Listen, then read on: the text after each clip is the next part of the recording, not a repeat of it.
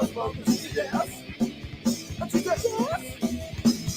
Stop me away. Wouldn't be all you do is bullshit all day. All day. If we look inside the regular body, glad I said, stuck together with something way.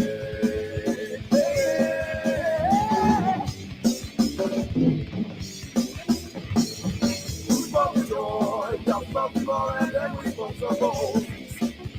Some balls. Seven skies, like two fishes looking for off to the world of victims. World victims. If you look inside the regular body, glad I said, stuck together with something way.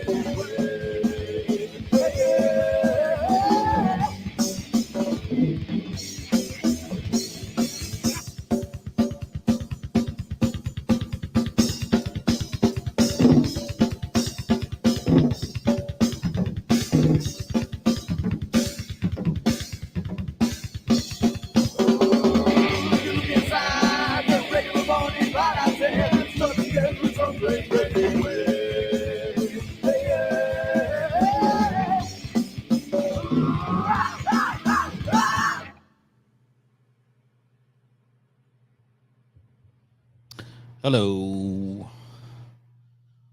Good evening. What's up? Been too long? It's been a while since I did a public one of these. How's everyone doing this fine summer's eve? Wait, summer's eve is a douche. It really sucks how we've allowed corporations to take phrases like summer's eve and taint them forever with their products, doesn't it? I think it does. My personal opinion is that fucking sucks. But that's just the way it is.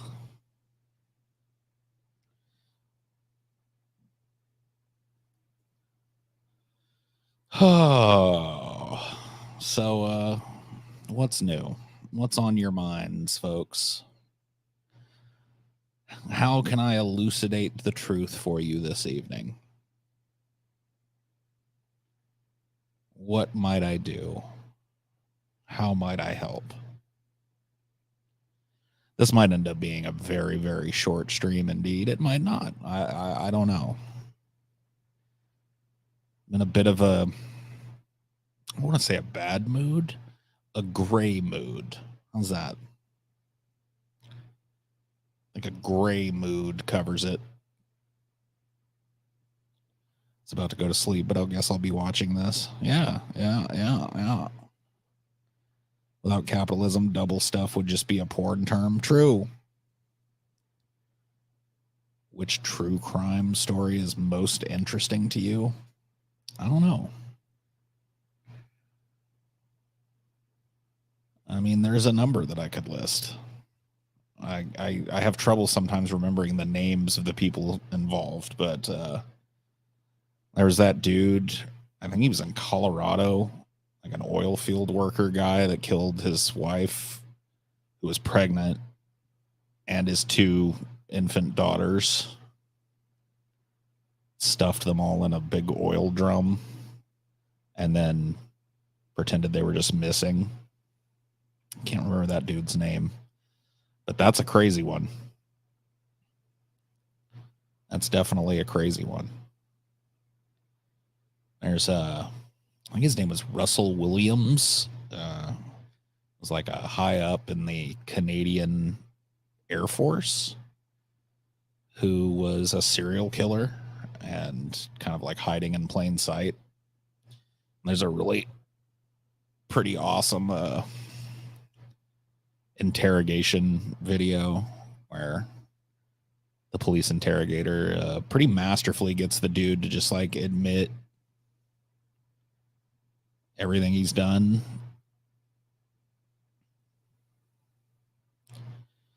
Yeah, I've seen the Jennifer Pan stuff.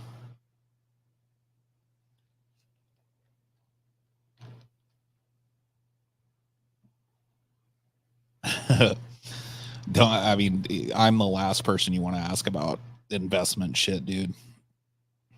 That is just all the way outside of my wheelhouse.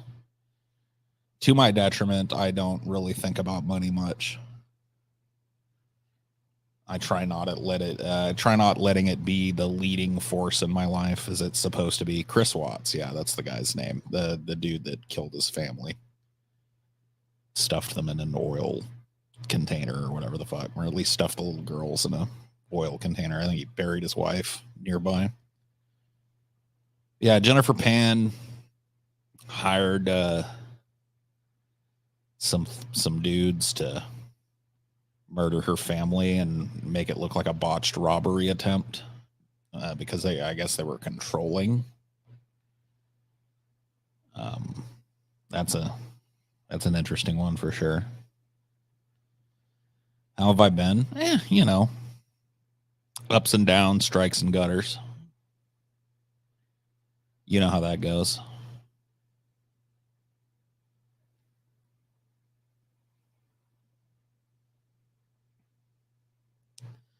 Yeah, the West Memphis 3.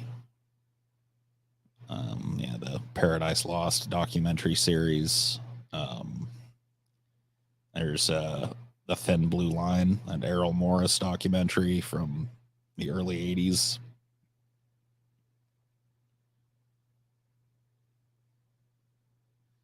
What do you think of the interest in true crime? Are these serial killer fans kind of creepy?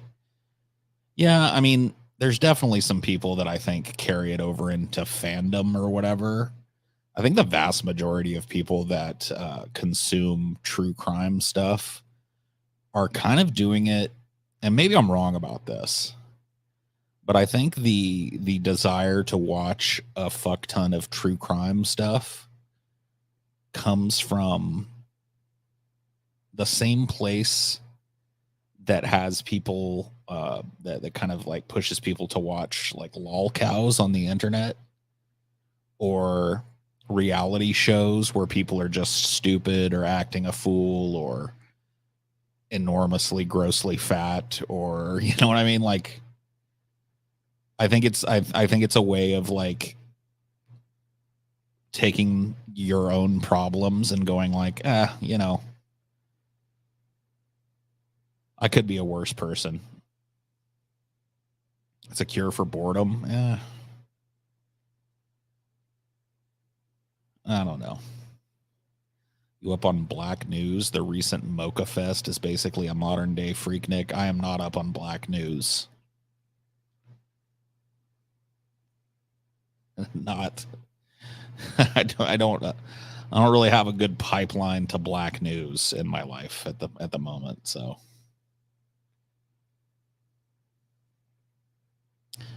yeah, I mean it's like it's nothing new. I agree with you, Johnny. They're kind of like circus freak shows. I think that just the desire to be able to favorably compare your life and your situation against someone else's, whether it be morally or physically or, whatever.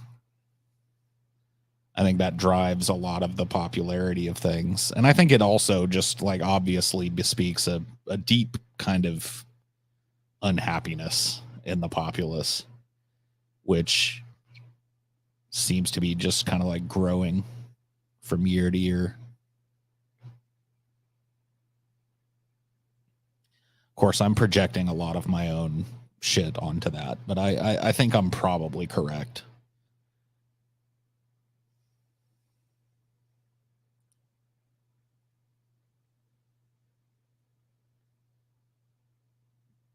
I think a lot of people just like escaping into television, period, and the appeal of true crime in particular. It's about particularly nasty or eventful stuff. Most people, well, yeah, I mean that. I think that ties into what I'm talking about, Mr. Sandman. I think, people, they're kind of inundated in their own lives, and I think that true crime and reality TV are a way of people kind of measuring themselves against other people and going like, well, I'm better than this, so it must not be all bad. I don't get people that would want to befriend a serial killer. I don't know. I mean, they're definitely like interesting personalities. I don't know that that person would really want a friendship.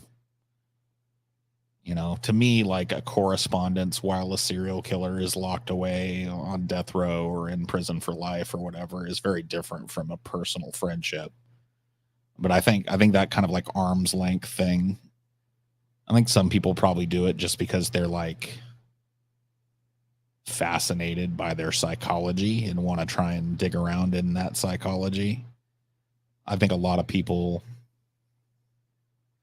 maybe have some of those types of like fantasies, you know, like they fantasize about murdering or raping or pillaging or whatever the fuck, you know, and they want to try and glean a little bit of like self knowledge from talking to these people. And I think some, you know, obviously there are some that attach like a fetishistic kind of sexual component to it. Paul's a goblin. Goblin up that dick. Oh, you got me. You got me, kid.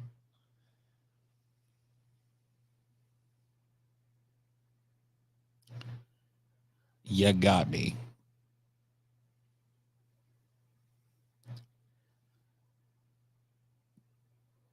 I can fix him with my love. Yeah. There's probably some of that, and then there's probably some that just like they don't want to fix him. Like they're attracted to the danger, you know.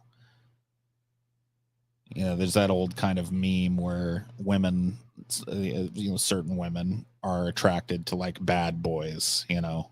They're attracted to dudes with a little bit of edge to them, dudes that maybe don't treat them very well, dudes with temper, you know. And I think that, you know, there's definitely an element that take it that extra step further. And they're like, yeah, this dude has shown in the past that he can flip out and just fucking murder a bunch of people.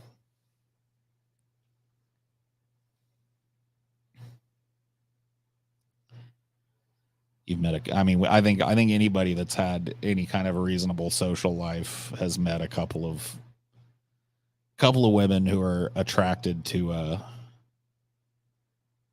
I don't want to say the wrong type of guy because that's not for me to decide for them, but you know, not the nicest of people.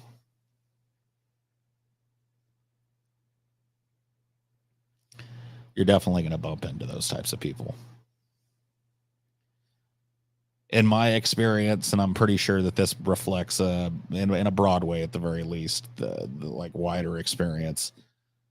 There seems to be like a pattern with those types of people where they get into these relationships with people that they kind of know are horrible people, and then the relationship, you know, kind of like explodes and crumbles, and they end up and they want to complain about how awful it is, you know, and then they just do it again. I've definitely known a few people who fit that paradigm in my life for sure.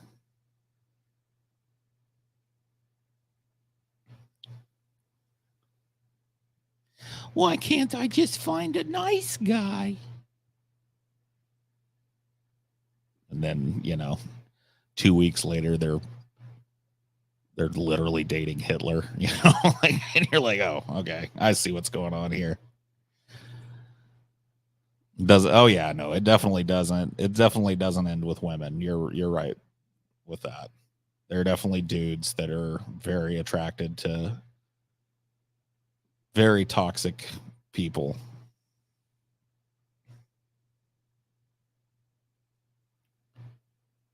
People tend to be fascinated by really eccentric, strong spirits. I'm not exactly sure what strong spirit means in that context, but yeah, eccentricity definitely is something people like to look at for one reason or another. I think that a lot of people are doing it for very self-serving reasons. You know, once again, taking it back to like the lol cow kind of thing. Oh, look at this weirdo over here. Look at this total fucking weirdo. At least I'm not Brett Keane, you know.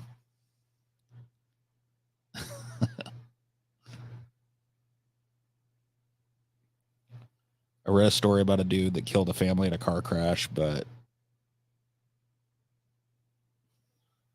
Christian nuts preached for him because he was hot. Yeah, you guys remember that? Like, I can't remember. Was it Dzhokhar Tsarnaev, the dude that was like perpetrated the Boston bombing that killed, like, maimed a bunch of people, the Boston Marathon, and he just had like a fucking harem of women that were just like, oh my god, he should be forgiven because he's attractive. It's just like, oh, X equals Twitter. Oh, yeah. I wish people would stop playing into that. Like, why lean into that, dude? Like, he can change like the logo or whatever, but like, it really is up to the rest of us to adopt calling it X. And I've just decided I'm not going to do it. I think people are going to do it, and it's just going to make me look old. You know, because I'm going to be like, oh, you know, I saw this, you know, this link to somebody's crazy Twitter post, and people are going to be like, don't you mean X? I'm like, all right, Grandpa. Yeah, like, it's like, yeah, calling Facebook Meta. It's just like, no. It'd be like if, like, Coca-Cola was like, we're now called Schmoopity. It's like, nothing's changing. Same great flavor. But Coca-Cola is now Schmoopity. Be like, no, it really isn't. And that's why I just deleted X. Yeah. I mean, I don't know. Like, to me, that environment is just filled to the brim with the worst types of people. And it was, you know, I've talked about this before, so I don't want to get too deep into it, but it was just like a place where I found myself going and leaving just pissed off. I was like, you know what? There's plenty going on, like, without me seeking it out to piss me off in the world. I just don't really need it. You know, I hate the smug way people communicate on social media. You know, and it's a hard thing, I think, to point out to some people, especially, you know, I'm not trying to harp on the youngsters, but especially young people that were kind of like raised in that social media environment. It's a hard thing to point out to them that, like, people act completely fucking differently face to face. Like, you could see people just tearing at each other on fucking Twitter or Reddit or whatever the fuck, hiding behind a little anime avatar and a made up name for themselves because there's like no stakes, you know? But when personal stakes are involved, people, I think, are way more reasonable, way more amenable to argument, have like a way greater sense of charitability towards one another, you know? Are way more open to hearing and trying to empathize with another person's side. And like, I don't know, to me it's like, yeah, don't worry about the fucking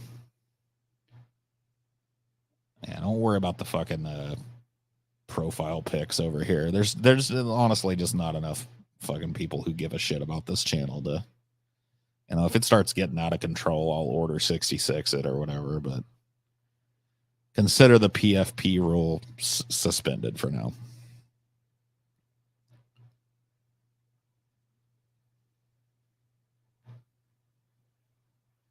Kind of hate how touch grass has become a trivialized insult because going outside is legitimately underrated. Yeah.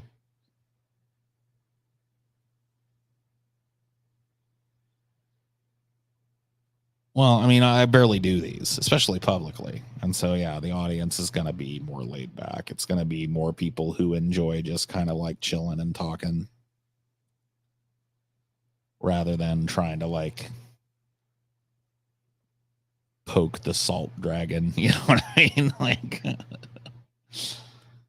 And I'm definitely not in the fucking mood to have the salt dragon poked, so it works out for that for sure.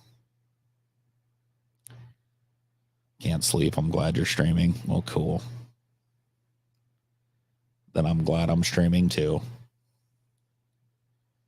Us night owls, we gotta stick together. Yeah, only the truest of true polishers have subbed over here and pay any attention to this. The true core, the children of the salt. But yeah, like more and more, I find it very like just, social media in general to be just very toxic to actual conversation and really only conducive to like just bitching and like one-upsmanship, and I'm very much opposed to that. No, super chats are not set up for this channel. This channel is not partnered or whatever they call it nowadays.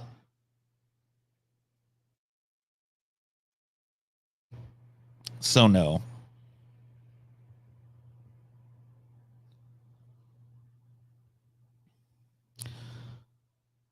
I offer a Polish pole polishing? A Polish pole polishing? Whoa, a Polish pole polishing. Damn. I'm not sure what one of those entails, but sure, why not? I don't worry about Xenodroid. Don't worry about it, buddy. No need to super chat. It was never the reason I did these anyway. I mean, for the longest time, I never monetized anything. It was only the last year and a half of Ideology's life where I had super chats set up and shit. Paul, are you out of hospice? Yes. Thank goodness. Most people don't come out, but I've come out of hospice. Your profile pic, Richard James, makes me want to ban you. I'm not gonna, but I'm just letting you know it makes me want to. I don't know why you would pick such a fucking thing. I really hope that the anime aesthetic is not here to stay. I've got my fingers crossed that like the next generation of kids or maybe the generation after that is going to go like, man, that shit's fucking cringe. And it'll go back to normal, like a very like niche interest. Cause man, I can't fucking I'm so over it, dude. Yeah. Everything about it is kind of unsettling to me.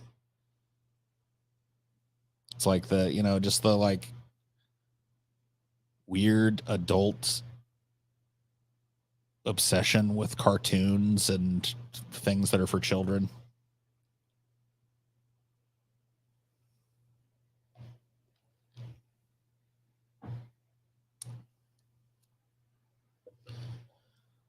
That face when you're sorting 1,000 pennies. You're sorting pennies, dude?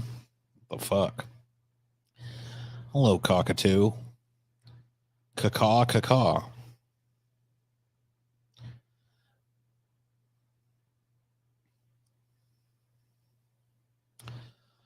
That reminds me. Do you know why the Raven beat his murder rap? Did you guys hear about this? Why did the Raven beat his murder rap?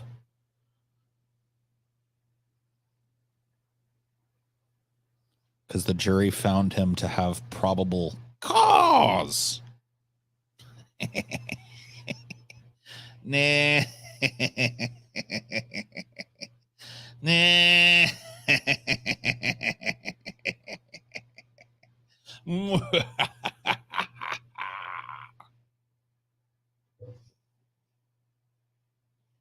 That is a zinger, man. You can steal that one from me. I give you permission. Slide whistle.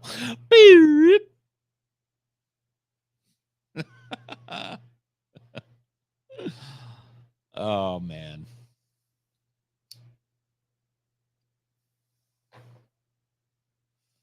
Goat versus fish. Goat versus fish, the goat fish. Wilt thou be attending the meetup in Las Vegas on October 6th, Goat versus Fish? Wilt thou be there, separating goat from fish as you do? How was the bowling ball murdered? All right, let me think about this one. How was the bowling ball murdered? How was the bowling ball murdered? I don't know.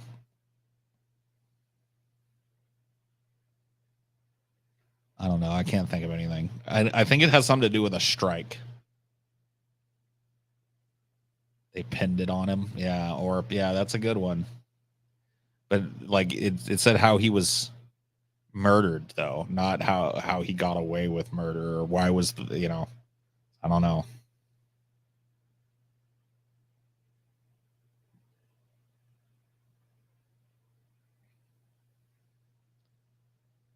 It was fucked in 3 holes, then tossed in the gutter. All right. All right, buddy.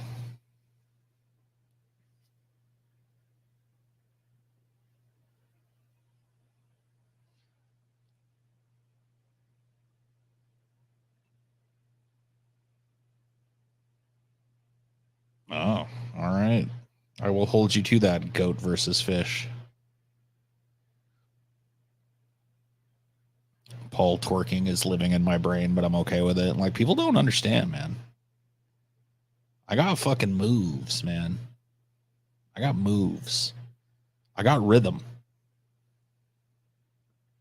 Yeah, I had some jiggle going on. Like, honestly, I'd never seen myself from that position.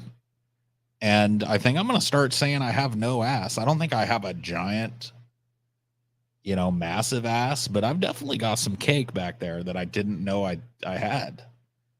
I've never looked at myself from that angle. I've always just kind of assumed, and maybe like stared over my shoulder into the mirror.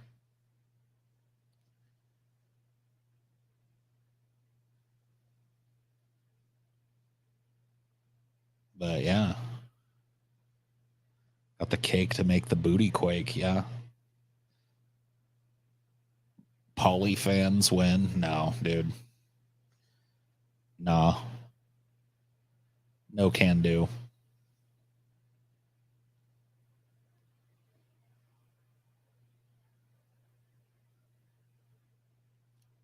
Felt like it's a while since I had a smoke break with ideology in the background. Oh yeah, buddy. Cool looking briefs. Yeah, my boxer briefs. My boxer briefs bring all the boys to the yard.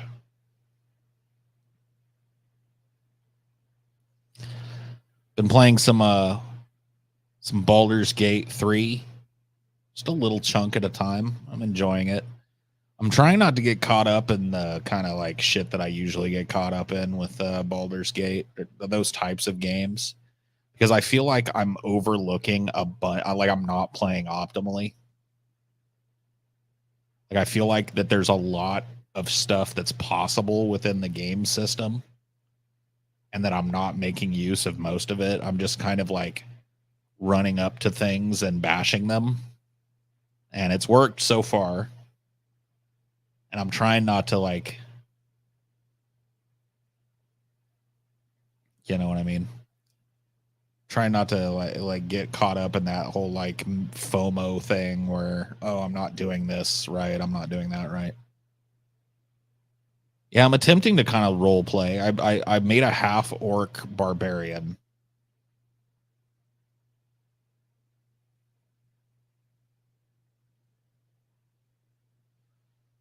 So I'm just kind of like not taking any shit, trying to like skip over to the extent that you can all the like do-goodery stuff. The dialogue is very good in the game. Almost everything is voice acted, and it's not like I don't feel like it's the same 2 voice actors. It doesn't have like Elder Scrolls Oblivion syndrome where there's like 3 people that are trying to do different voices. It feels like that they hired a pretty large fucking contingent of talent, which is kind of nice.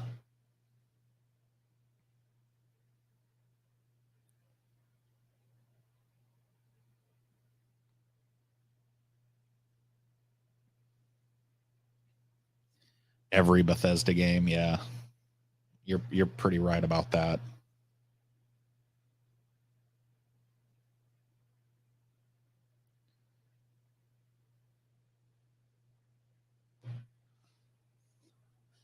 I'm trying to like I'm hoping that like eventually you get some more evil characters cuz I hate having characters on my team that are constantly like whining at me about how I'm not doing the right thing. Like I don't think that my character would actually spend time with those types of people.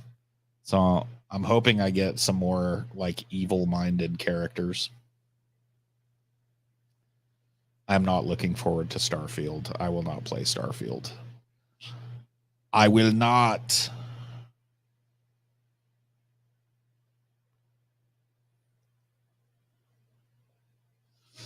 Yeah, Astarion is the most evil and so far the most useful character. He's just like an insanely good rogue. I don't think I think you'd really have to have the shittiest luck on the planet to like not lockpick with him. He's pretty good at like I have him do most of my talking for me because he's really good at deception. Although once in a while it's good to have the barbarian do the talking because you can just, you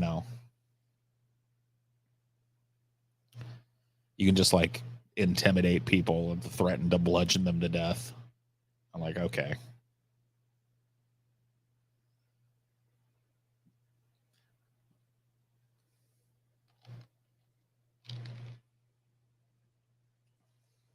So right now the party I'm running with, and you got to keep in mind, I don't want a bunch of spoilers either. You spoil me on some shit, and I'm gonna ban your fucking ass. But yeah, right now I'm running with like my big orc barbarian, Astarion, the Gith Yankee chick, because I don't think she's evil, but she seems like way more tolerant of like we don't have time to fucking go find your lost puppy for you. Fuck off kind of mentality. So she's in there. And the only one on my team that I feel like really doesn't fit right now is what's his fucking name? Gale, the magician. But I feel like I need to have a magician on my team to round it out. But I was hoping Shadowheart was more of like an evil cleric, but she's more like she's definitely a fucking do-gooder or whatever. So she's out of here. I don't have any cleric on my team. Fuck it. We don't heal, we kill.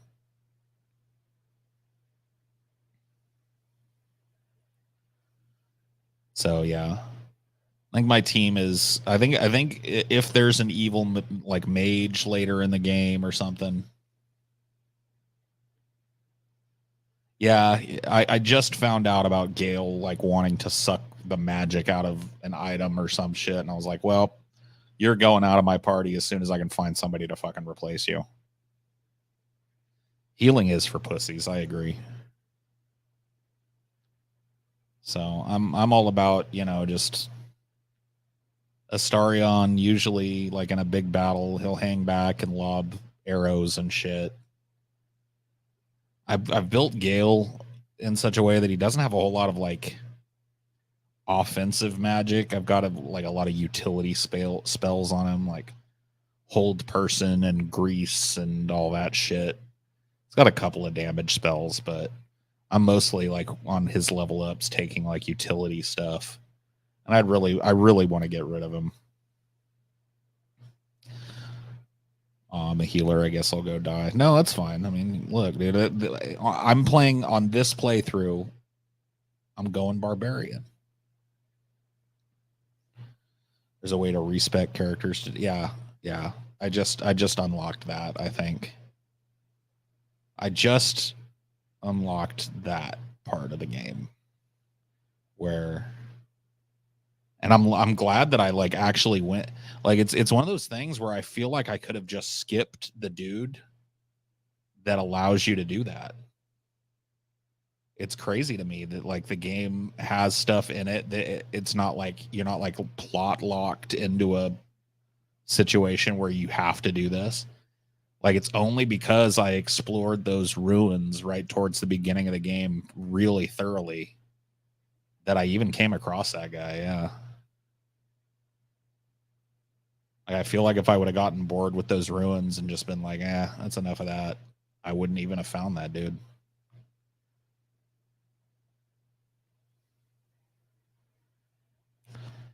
Yeah, I do like I haven't had a chance to do it a bunch, but a couple of times I've been able to like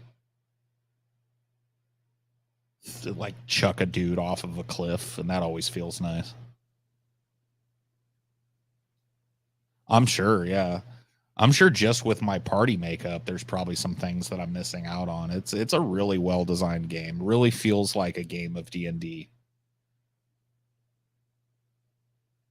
I'm usually a pretty like pretty much an explorer.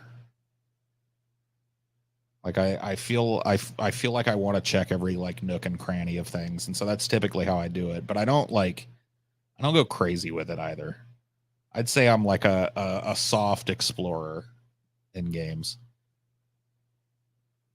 I don't know, man. Yeah, I mean, for me, it's definitely the game of the year. But I don't really play a whole lot of new games, so I'm maybe not the best resource on that. I mean, for me, it's honestly like it feels like the game of the last 5 or 10 years. Honestly, like it's I just keep like every time I sit down and play an hour or two, I feel like I'm kind of like bowled over by how polished the game is.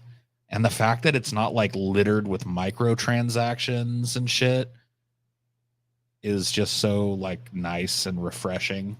There's not like a bunch of characters or classes locked behind, a fucking paywall and shit. It's just like you pay $49, here's the whole game. Go have fun with it. It's like, wow. It's like a game from like the late 90s, early 2000s. It's crazy.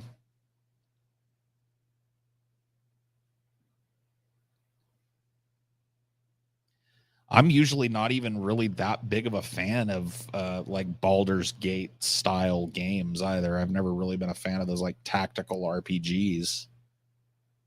Never really been my vibe, but this one is just like it's hard not to it's hard not to pay attention to it because it's just so fucking stuffed with intrigue and character and thought. I mean, you can tell that, like, at least here at the beginning of the game, I'm probably in the very early stages of the game. And I feel like there's more characters and care stuffed into the first 5 hours, maybe, that I've played of that game than there is in a lot of fucking, like, games in their entirety. Yeah, I love Planescape Torment. It's the big exception. I've played Planescape through a bunch of times.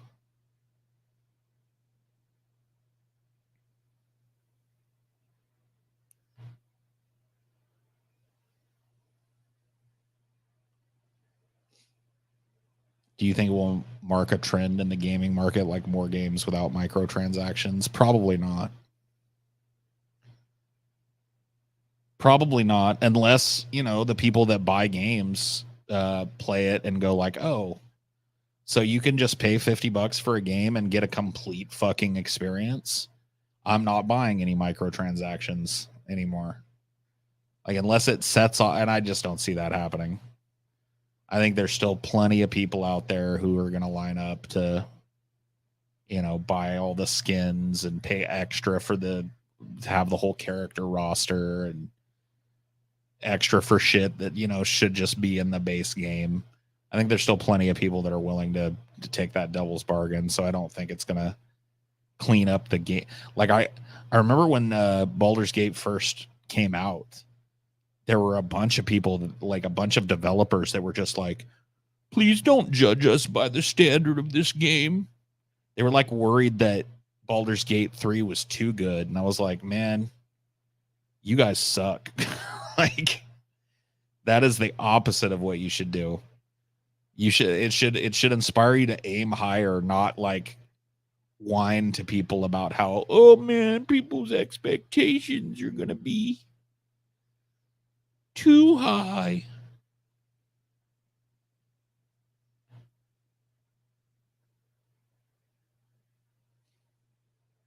Yeah, don't expect more from us. It's like, I just feel like that a lot of the passion has gone out of video games. I was watching Twitch the other day, and I saw a commercial for Call of Duty Modern Warfare. What is it, 3 or 4? And I was just like, man, I can't even fucking imagine paying money to play that game right now.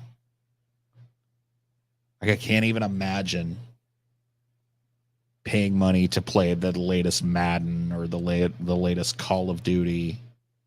You know, there's just so much. They're just so soulless. Like, games are just so fucking soulless nowadays. Not all of them. There are definitely some shining examples, of games where you can, because that's the thing is like, not every game has to be as big and sweeping as Baldur's Gate is. I mean, it's a fucking game based on a D&D campaign. You know, it's not that makes it a good game, in my opinion. It's not like, oh my god, it's just like fucking, because I think I could easily like take 200 hours to finish this game. But that's not what makes it like fun and attractive and stand out to me. It's the fact that you can tell that the people that worked on it really cared about what was going on. It wasn't like a factory farmed game where some studio exec was like, you know what we need? We need a diversity game. And then they crank out some dog shit like Forspoken. You know what I mean? Like, it's just like, nah. You know, just horrible dialogue, horrible character design, big empty fucking shit worlds. I'm sick of that, by the way. The fucking open world where there's nothing to do in it. Fuck that, dude. Fuck that. Yeah, I've never played Stardew Valley, but I know it was a big hit, and I know that it had a very small development team. You're saying it was only made by one guy. Like, yeah.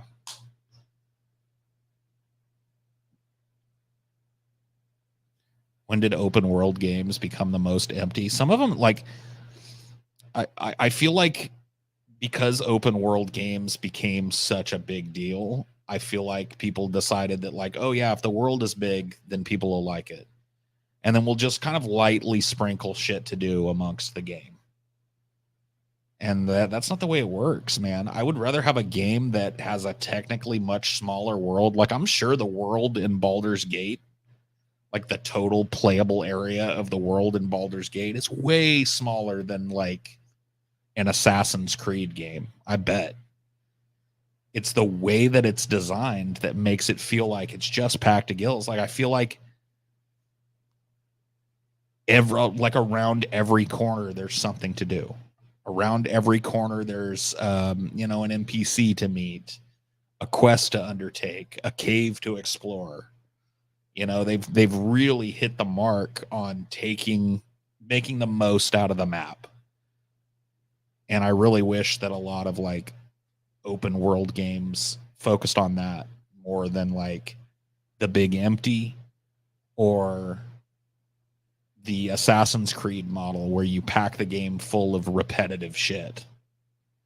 Like, I played oh god, what is the one Assassin's Creed? Is it Odyssey? The one that's in like, I think it is the one that's in ancient Greece. I played the fuck out of that game. And by the end of it, I was just so bored of doing the same fucking 3 actions over and over again. You know, and I was just like, man, I never want to play one of these again.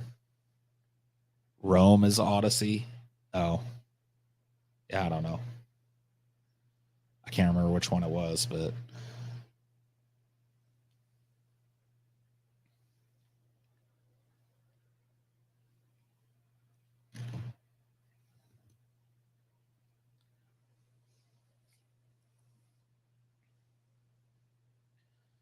yeah, like Morrowind definitely had that feel.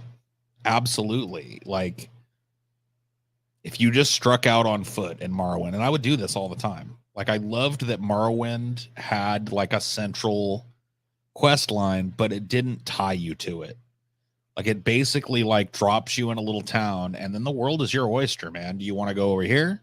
Do you want to kind of follow the quest line and go to this city where the quest is pointing you, or do you want to just fucking go wander? And if you did that, which I do a lot in games like that, you're always bumping into shit to do. You know, little fucking nooks and crannies to dig around in, little caves that are hidden, you know, little fucking tombs to explore, you know, whatever, big like cities that you didn't know were out there, you know, side quests and diversions and crazy shit. You know, I love a game that doesn't fucking hold you, you know, to this like very strict narrative. And I feel like that happens a lot.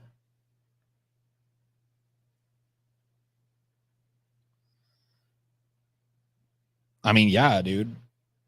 When I played Morrowind, my character was fucking insanely powerful prior to even really like taking a step down the path of doing the main quest. Morrowind is still by far my favorite Elder Scrolls game, by far. Like far and away better, in my opinion, than Skyrim. Far and away, like way far and away better than Oblivion. Yeah, Witcher 3 was great. I completed Witcher 3. Well, I actually didn't complete it. I never played the Blood and Wine thing. I have it. I just kind of stopped playing, but I beat the main storyline. I did the Hearts of Stone DLC. And I really enjoyed my time with that game, even if I didn't finish every little thing in it, you know. Yeah, the music in Morrowind was insane. Just an atmospheric game. And you really had the feeling of being able to do whatever you wanted within the game's confines, you know.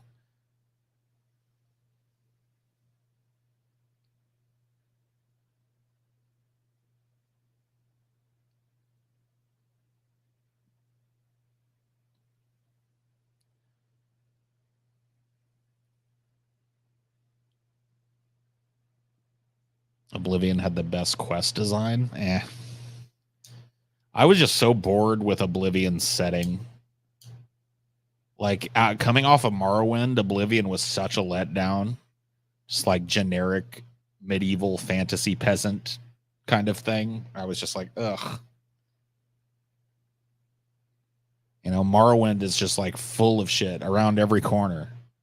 You know, I still remember in Morrowind when I stumbled on that city that was built out of giant, like where I guess the Dunmer or whatever had built a bunch of homes inside of giant mushrooms and shit. I was just like, you know, it just like felt like you were on an alien planet.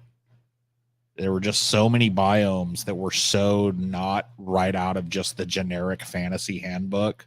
It just felt like it had like a fantasy world all its own. And then Oblivion was just like, you know, just like, come, me lord, wilt thou take part in the jousting contest? You know, and I was just like, ugh, what is this Arthurian shit? You know?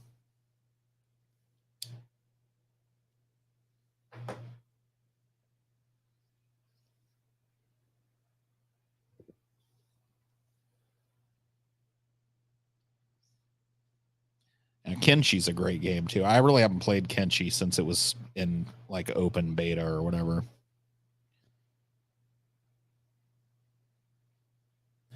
What do you expect from a Morrowind PS5 remake? I mean, if they did a remake of Morrowind, in my opinion, they should stick as close to the original as possible, just to update the graphics and shit.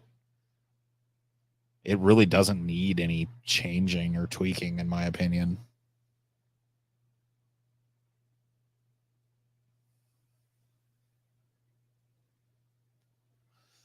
Yeah, Elder Scrolls 1 and 2 were standard fantasy as well, for sure. Although Daggerfall is that's a game that like more I think not necessarily more people need to play it, but more people need to know about it, because Daggerfall was really the template game that created the modern open world paradigm. I mean, I think to this day, and you can correct me if I'm wrong, when it comes to like playable area,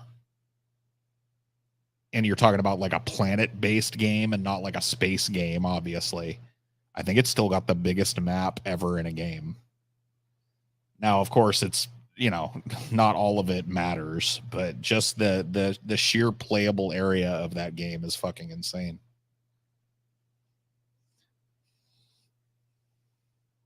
Yeah, Daggerfall was insanely ahead of its time. Like over the top ahead of its time, and definitely like inspired probably a lot of people's favorite fucking games.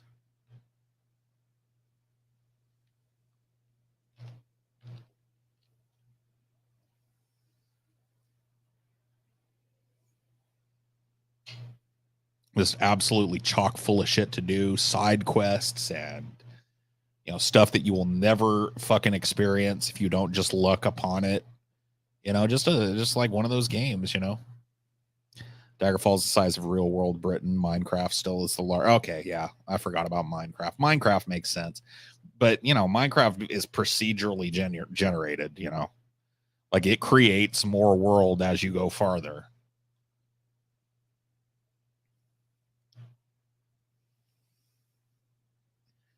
You know, Daggerfall has a static map. You know, it definitely like, you know, like I said, like Eve Online or whatever technically has a larger playable game world than probably pretty much any game.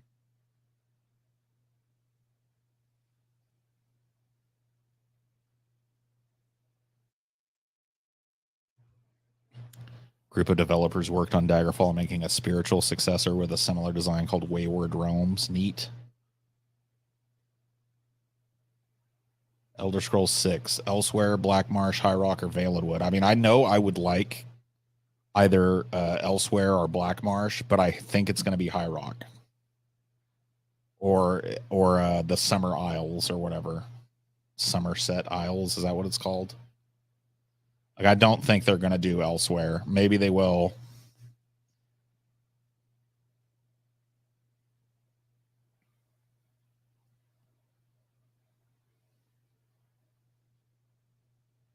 Pretty much confirmed to be High Rock. Yeah, that's what I thought I'd heard. Also, with Minecraft, unless you're playing on a hugely populated server, there's really no reason to travel afield. I mean, that's I don't know. I mean, that just depends. It depends on what kind of gamer you are. If you're like, I'm going to set up a base or whatever, then yeah, you know. But there's definitely like, you know, maybe you just like kind of want to like play like survival mode or whatever. Set up little temporary campsites and then just keep exploring deeper and deeper into the world. You're definitely going to find some crazy stuff if you do that.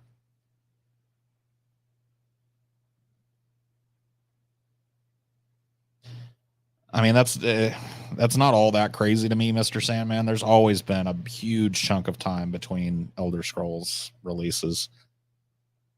And I would rather that happen. I would rather it be 5 years or 10 years from now and it be a good game.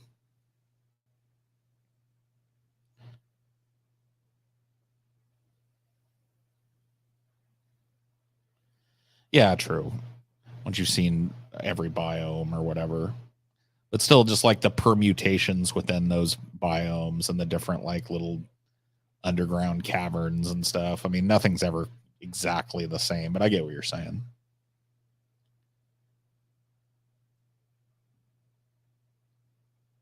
Yeah, Starfield just doesn't tickle my pickle. I don't know what it is that people like about it, but it just looks Like I've seen footage from it and stuff, and the characters feel like they're right out of fucking Skyrim or some shit.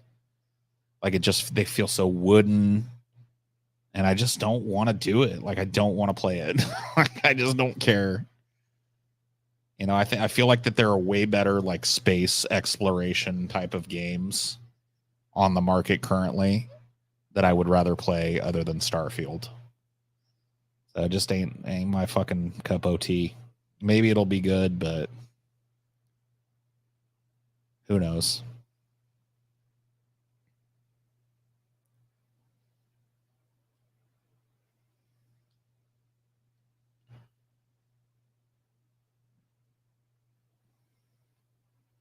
What was the good things about Skyrim and the bad things? Yeah, I mean Skyrim definitely like the setting was better than Oblivion in my opinion. I liked the setting.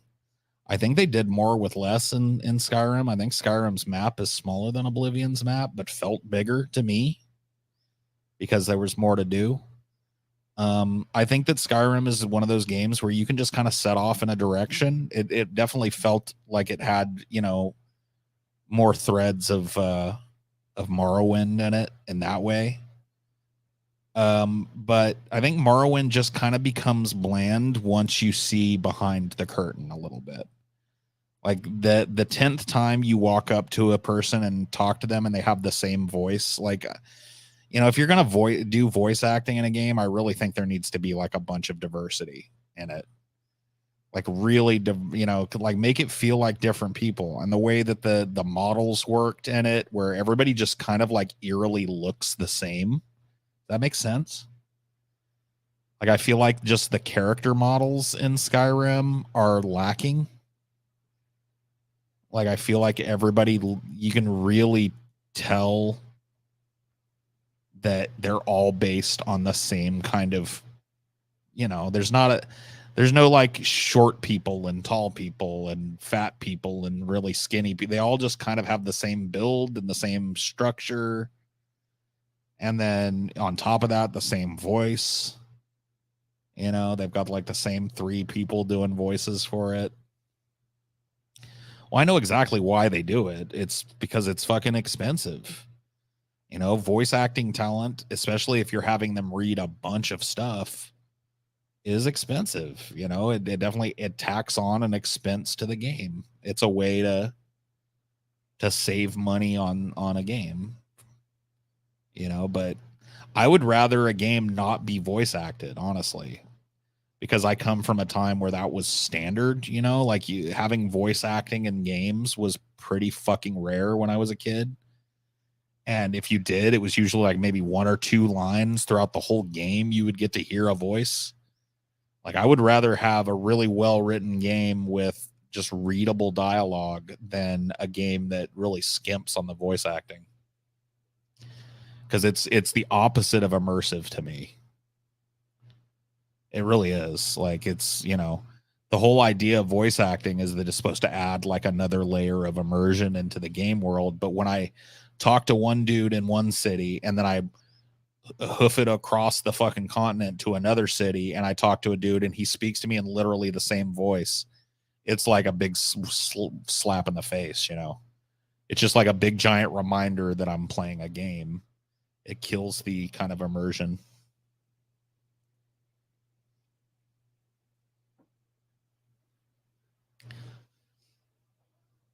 You know, Baldur's Gate 3, to bring it back to that, is so immersive because of the voice acting. You know, like almost every fucking NPC in the game is voice acted, and it feels like there is a ton of diversity in actors.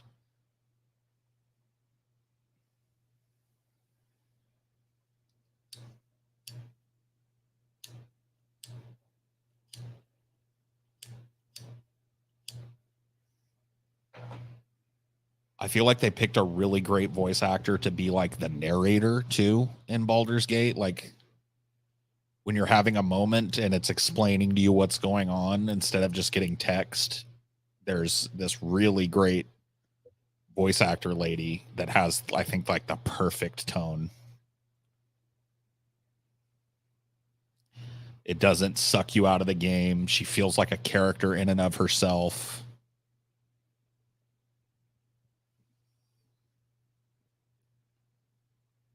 So,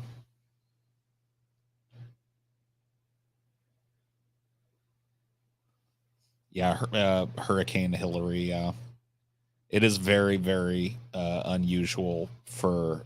I mean, it's unusual now. From what I understand, with the warming of the oceans and shit, it's going to become more usual.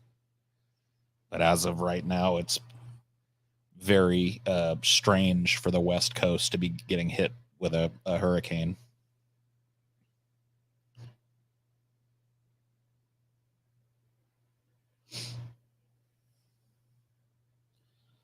The whole thing is well written. I haven't run into anything yet in the game. Like I said, I'm probably only 5 or maybe 6 hours into the game at this point. I haven't run into anything in the game yet that where I've gone like, that's kind of some shoddy writing. I feel like it's really thoughtfully written.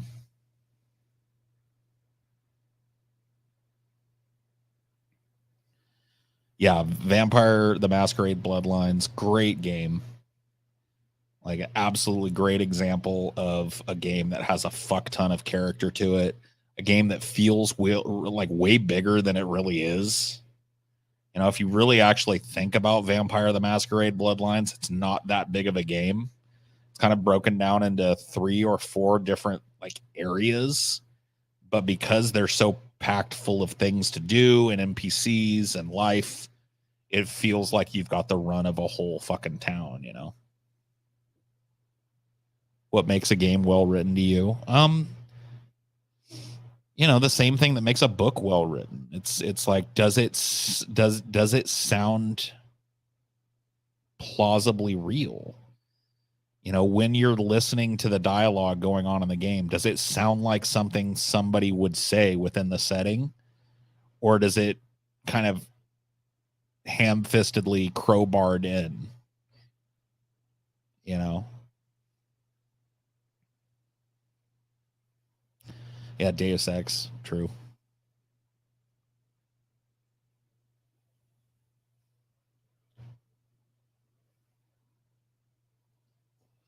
Yeah, Deus Ex, the first Deus Ex definitely feels that way. I actually liked Deus Ex. What was it Human Revolution? Like the newer Deus Exes, I think were really good games. I don't think they were as good as the original, but I think that they like definitely were a whole lot of fun. I like that kind of like stealth type of game. So you don't have to play them as a stealth game, but I really like that, you know, Deus Ex with some skilled play and building your character right, you can play a very like ninja style of game. What was the latest one? Deus Ex. So there was Human Revolution. Was that the newest one? That one I really had a lot of fun with. The Mankind Divided. Yeah, yeah, yeah. I really liked that one. I like that. Another good example too of a game that really, if you think about it, isn't all that big, but makes you feel like you've got a lot, you know, of stuff to do with it. Like the playable area is packed with interest. Oh yeah, you can definitely like my first Cyberpunk playthrough was a stealthy playthrough, and you can definitely do some pretty crazy stuff. Cyberpunk's a great game, man. I'm definitely looking forward to the expansion for it, and I'm hoping that they'll do, you know, another one. I liked the world in it.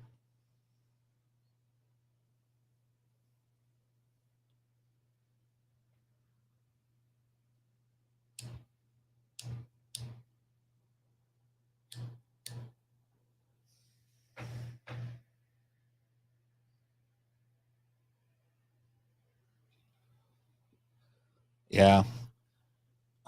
Unfortunately, I remember hearing that the Deus Ex franchise is kind of in limbo right now.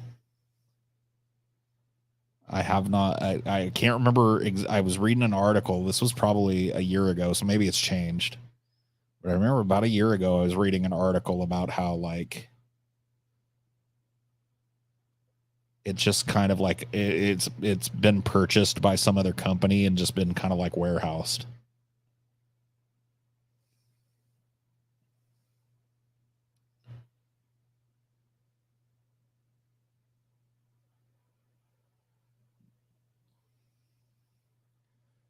Ultima Online stories, huh? I don't know if there's any like real funny ones that I haven't told you guys before, to be honest.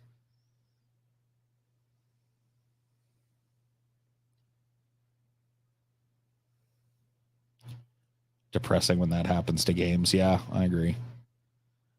I think, I don't think I doubt we've seen the last of Deus Ex, but for right now and like the immediate and medium future, it doesn't look like there's going to be one.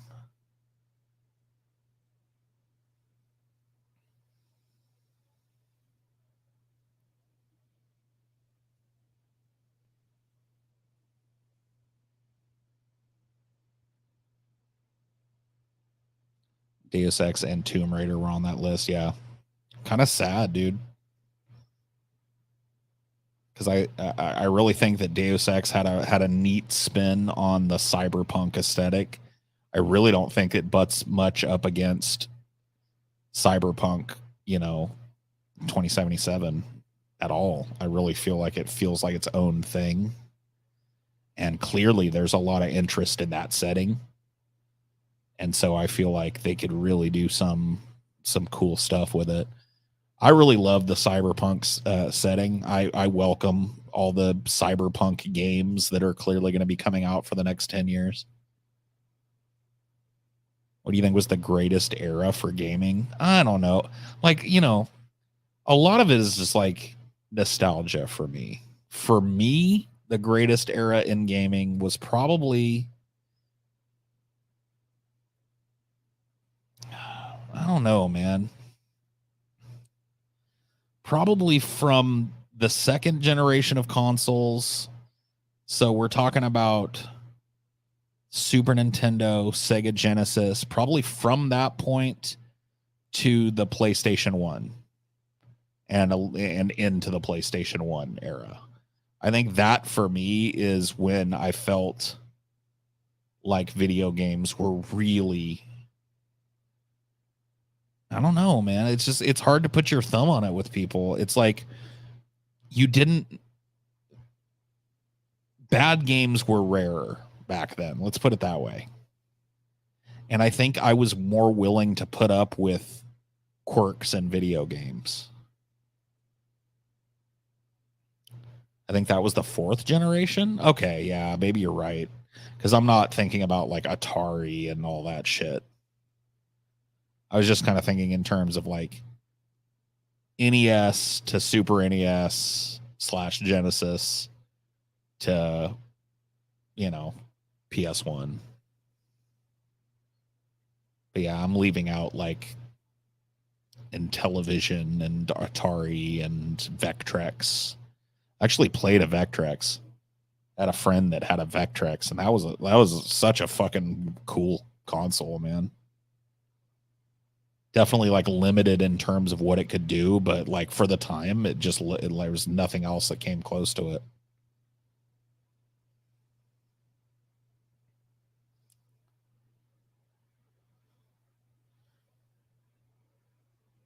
Magnavox Odyssey, yeah, for sure. Well, I mean, technically, there were a bunch of Pong consoles that predated the Odyssey, unless I'm mistaken. Like Pong was a console, a whole console just for Pong.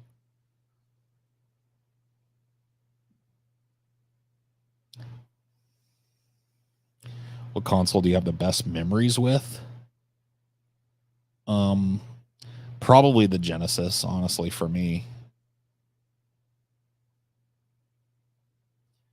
I had a first gen Sega Genesis with a first gen Sega CD.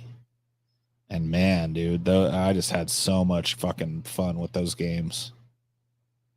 So many fucking classics, so many unforgettable experiences on that console. But that was just, that was my childhood console. That's the one that I had.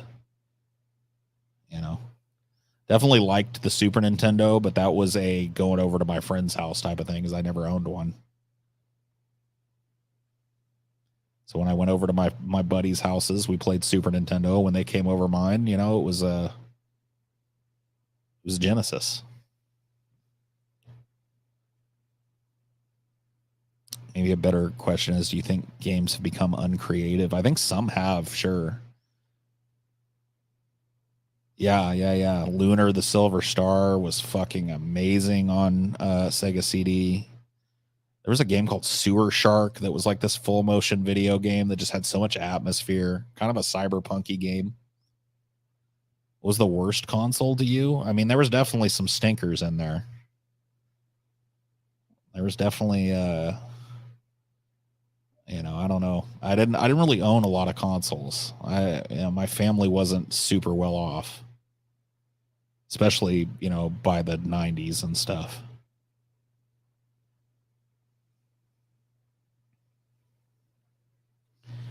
Oh, hell yeah. There are definitely Genesis games that are better designed at a conceptual level than some of the modern games, for sure. But, that's just me. That's my home base is in that era. I also liked PC gaming quite a bit. That's something that doesn't get talked about. Like PC gaming in the mid to late 90s and early 2000s was really fun. A lot of great games.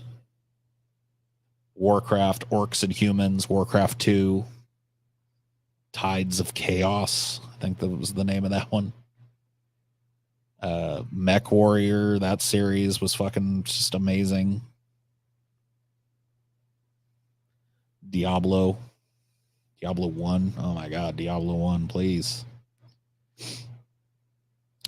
Modern gaming is homogenized, but when a game, yeah, I mean, there's probably honestly more good games now than there were back then. But I think there's also way more shit games now than there were back then too. So it's kind of like a double ad sore, so to speak, as a certain individual would say. Like it's a little bit of a double-edged sword.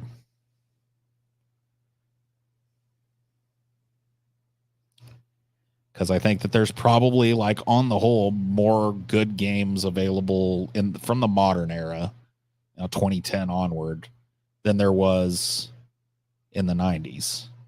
But I think that there are way more shitty, soulless, crappily designed, boring, derivative games now as well. So a little bit of a lot of mediocrity for sure. Recently got into Magic the Gathering. Any stories you can provide about that card game? I loved playing Magic before net decking was a thing. You know what I mean when I say net decking? Like, I loved playing Magic before people had the resources to go look up what the best deck was. When it was, because like when I played Magic, I probably started playing Magic in 95, my sophomore year of high school. So that would have been 94, 95, which was pretty early on in Magic. And, you were like forced to play that game with the cards that you had, and I couldn't afford to buy a fuck ton of cards, and neither could my friends. So it was just like, it created this whole like trading economy where it's like, hey, I'm really trying to, like, my whole thing was I played black, like Magic. There's different colors in Magic, and they all represent kind of a different type of game, and you can build a deck that's two color. Like, there was a lot of two color decks back in the day, but you could also play like mono black, mono white, mono red. And I loved, black. Black is just, necromancers, vampire. It's the evil color, obviously. And I was really enamored with the Sin Gear vampires. and just vampires and wraiths and all that stuff. I really wanted, to build my deck around those types of characters. And so it's like my friends, hey, I got a bunch of packs for my birthday and I got a couple of Sin Gears. And I had a friend, unfortunately, a guy that I knew that committed suicide later on in life, named Kevin, who he was like the opposite of me. He was into white, which is like the good guys. And he wanted a bunch of Sarah Angels. That was the big, that was his favorite card, was the Sarah Angel. And it's basically like the mirror of the Sin Gear vampire. It's like the they kind of mirrored one another. And when I would get a Sarah Angel in a pack, I knew that I could trade that with Kevin for a Sin Gear or something else I knew, So there was just like a cool economy. And I really liked that the game, the decks that we played with were not optimized. There was no there was really not a lot of resources that we had access to that would tell us like, oh, this card combo is fucking insane, or this is the best deck that you can build, or whatever. We just kind of had to use what we had. And that made the game really fun to me. Is when the game became super popular and then net decking started, where everybody was just like, oh, this is the game that wins all the tournament, or this is the deck that's winning all the tournaments now. Well, that's what I play now. It just becomes impossible for you to win a game against people unless you do it. And it wasn't try hard. Yeah.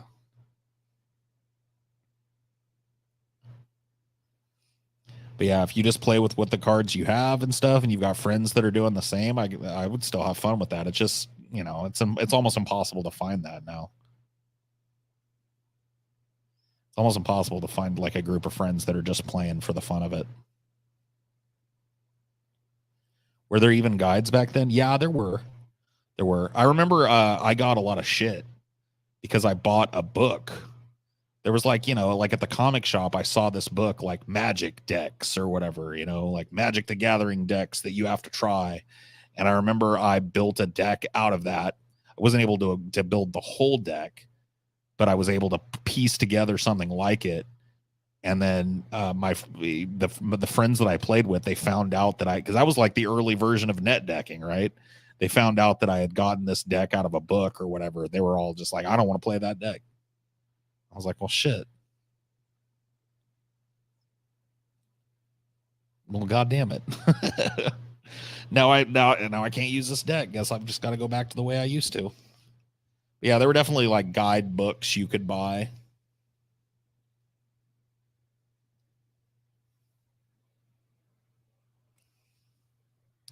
Yeah, that whole meta thing, because like we weren't tournament players and shit. There were definitely that was going on back when, but we were just, we were kids.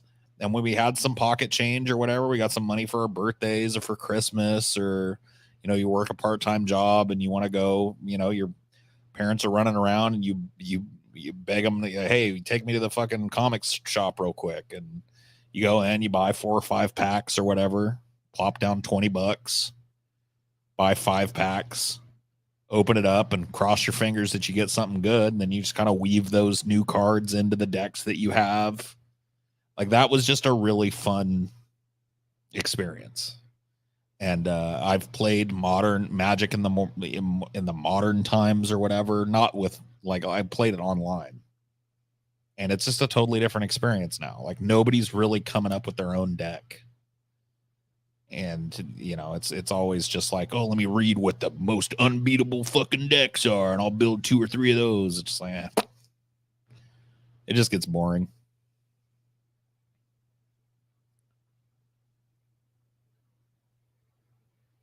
Got to sink 10 or 20 hours a week into keeping up with meta gameplay for Magic. Yeah. That it just wasn't a thing for us, and that's what I really liked. I really enjoyed playing Magic the Gathering when that was a thing. When it was just me and 5 or 6 friends. And, we would play at school. We would play in the fucking cafeteria at school and shit. Play at recess or whatever in between classes. Just bang out a couple of games and play after school if you just were hanging out. It's very samey playing the same deck. Yeah. And it just like doesn't have the same feel, you know? Like it was cool to like look and say like, oh man, okay, so I want to make a really badass black deck. Here's what I've got. Yeah, this is a pretty good card. I'll throw it in. Oh, I got a couple of these guys. I'll throw them in. They seem good. You know, it's not like you weren't thinking about, it's not like you weren't thinking about like, oh, what would be the best thing to do? But it was just like you were limited, you didn't have every goddamn fucking card. Sorry to hear you had a friend who killed himself. Yeah. Yeah, it's a shame. It sucks.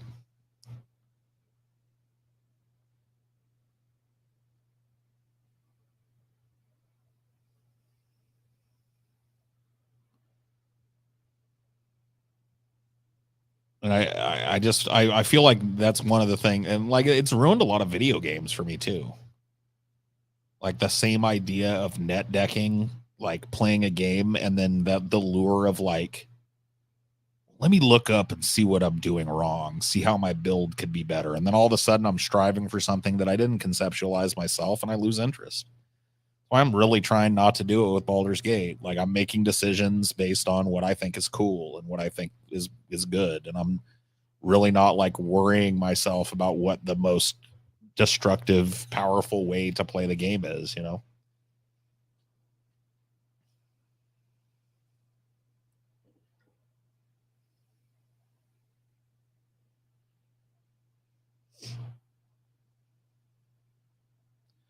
I hate that for casual play, you still need to pay $100 for a single card. It's too much.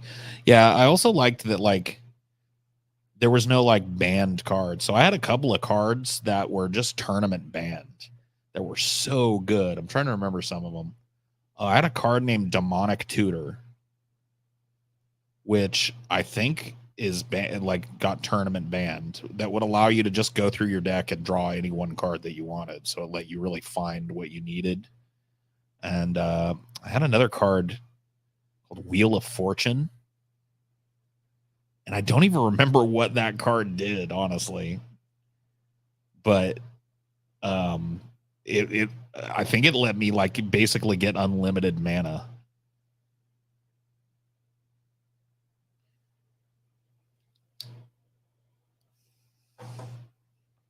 So I could cast a fireball for like 20 damage and just win the game.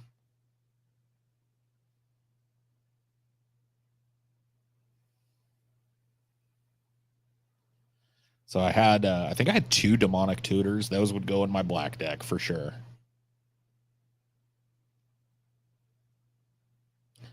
What used to be hardcore gaming in the early 2000s would barely pass it for mid-tier these days. Yeah, I mean, there were definitely people out there that took gaming way more seriously, but it just wasn't so public. I feel like a lot of games I can't get into them because they're designed with that like try hard mentality in them, And if you don't play the game like a job, you're basically uncompetitive against people.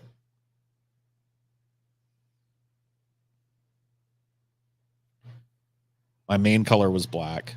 Played black, blue a lot. I liked red as well, obviously direct damage stuff. I think the deck that I won the most with was a red green deck. Had a channel in it. So channel plus fireball equals you win the game, basically, because you could spend like channel allows you to spend life points and turn them into mana. Fireball is a spell that allows you to pump mana into it, and it does 1 more damage per mana that you put into it. So you could do a couple damage in the early game, and as long as you didn't take any damage, you could just outright kill somebody if you drew channel fireball. So I had a channel fireball black red deck that I played that won a lot.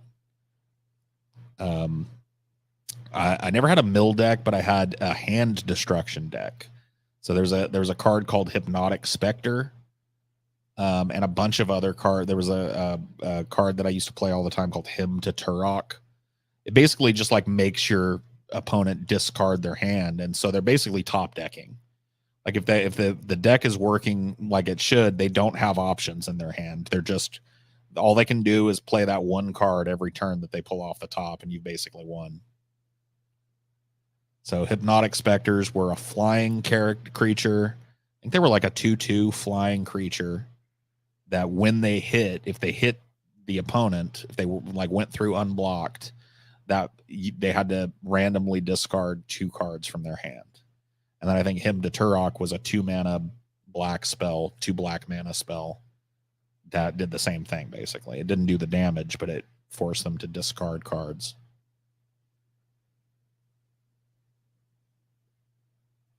Yeah, my preferred creature type was the Sengir Vampire. I would throw those in every black deck, no matter what. And later on, I think it was one of the expansions. Which one was it? Was it Ice Age? I think it was called Ice Age. They added a character called Baron Sengir, who gave +1/1 to all vampires and shit. He was basically just like a souped up Sengir vampire. It's like, yes. Yes. Like Hydra, dinosaurs, dragons, yeah. A lot of green red then, right? I guess not. I guess there's some blue in there probably too. Definitely some dragons and hydras and stuff with blue.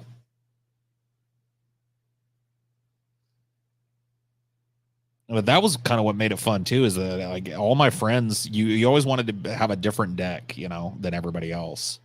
And so the friends that I played with, they all had their like preferred colors, and you know, they were really just like kind of. Are you saying senior vampire? No, Sengir, Sengir. They're just you can look it up. Had some of the coolest art too. I'll show you the Sengir vampires I had. Let me see if I can find the art. Sengir vampire. There were re-releases of the Sengir vampire, but yeah, this is the one that I had right here. Let's see. Let me share the screen. Hold on, let me make sure this doesn't have like, yeah, I don't have an eBay account, so whatever. Just want to make sure there's no identifying information on this, but yeah. That I had 4 of these dudes. You could have up to 4. I don't know if that's still the same. I think it probably is, but you could have up to 4 copies of any one card in your deck, but you were limited to 4. So you see the Sengir Vampire flying, and you put a 1/1 counter on Sengir Vampire for each time a creature is put into the graveyard the same turn that it damaged it. So it basically like sucks the blood of a creature and becomes more powerful. But yeah, those were my favorite dudes back in the day.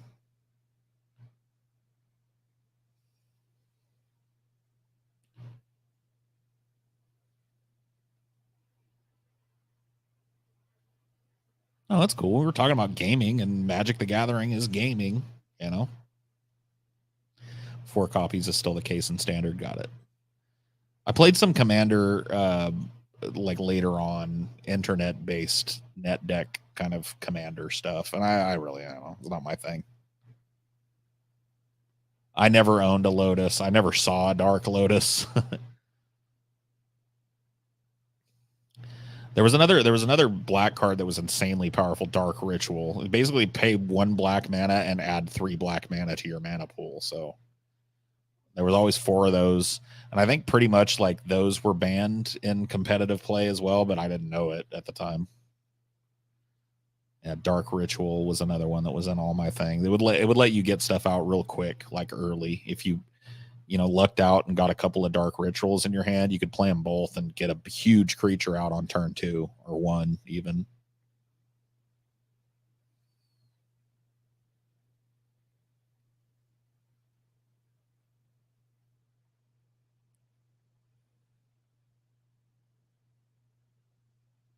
Those are part of the Power 9, yeah.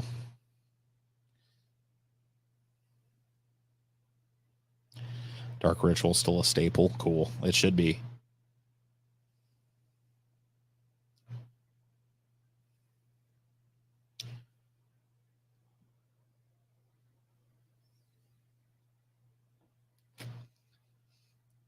It's only my second time here, but things seem nice and lax when it comes to conversation. Yeah, we can talk about whatever you guys want. That's what I'm here to do. I'm here to blather a little bit.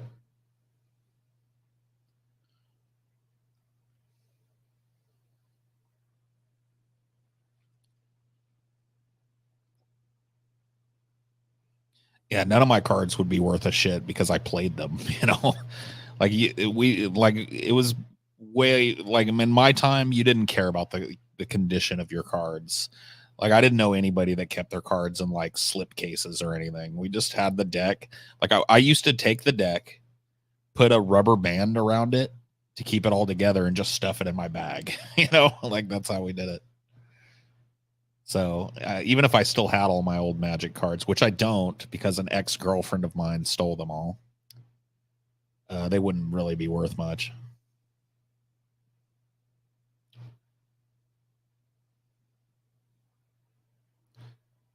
There's a lot more variety in the art styles and old Magic cards. Yeah, that's true. There were definitely like a wide, like a super varied kind of like menagerie of different artists that did, and they all had their own kind of. Some of them were more cartoony, some of them were very like hyper realistic, blend of the two. What would you say was your all-time favorite card? I had a card that I was never able to fucking use. Like I could have used it. Let me see here. Lord of the Pit, dude.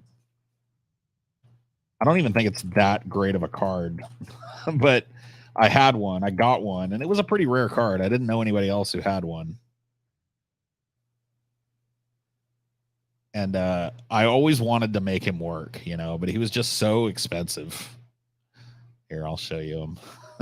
I just love the art on it, and I just thought it was so cool. So he was probably my favorite card that I had. Yeah, here he is. Lord of the Pit. Look at him. Look at how expensive he is, though. 4 colorless and 3 black. So you're not really going to be able to play this dude even on like turn 3 or 4 if you've got a couple of, you need to, like, he's definitely a late game guy, and he's got a pretty big downside. So he's flying and trample 7/7. So that's awesome. But you have to sacrifice one of your own creatures during your upkeep, or he does 7 damage to you. You may still attack with Lord of the Pit, even if you failed to sacrifice a creature, and you can't sack him to himself. So I really wanted to make him work with a Thrall deck because there were a lot of like Thralls were these creatures where like there was like a card called Breeding Pit. It was an enchantment, I think, and if you once you put it out, every turn it would make a 0/1 Thrall. And so if you could get that guy plus your Breeding Pit out, you've got like a ready-made sacrifice to him every turn.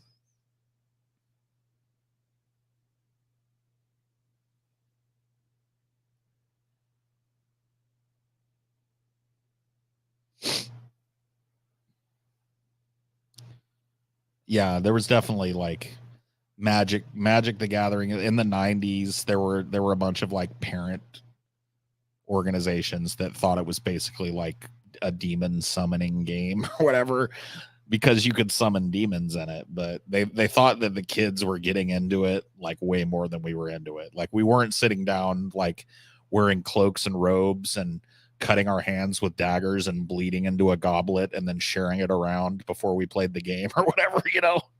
It would, to us it was very obviously just a game, but there were just tons of parents out there that thought it was like us communicating with the other side or whatever.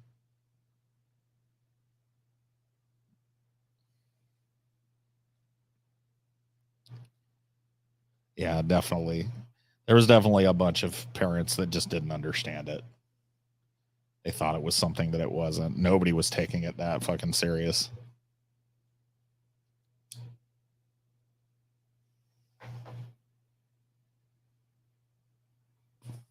Do you own any of the politically problematic cards that got banned? I don't know which ones those are.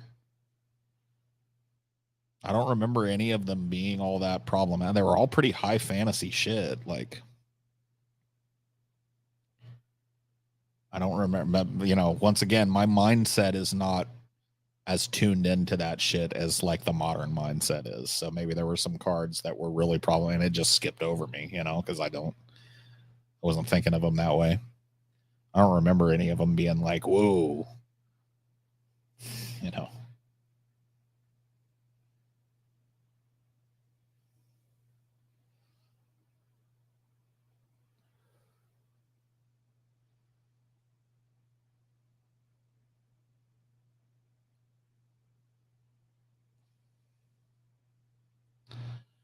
Racist one? I don't remember there being a raciest. You mean like sexy? I mean, yeah, there were definitely some like scantily clad women or whatever in the game, but whatever. There were also like dudes in loincloths or whatever. It's a card with the G slur for Romani. Oh, Gypsy. Yeah, I mean, I guess that, in my time, that was not a considered to be, at least not widely considered to be a slur. The G slur, yeah.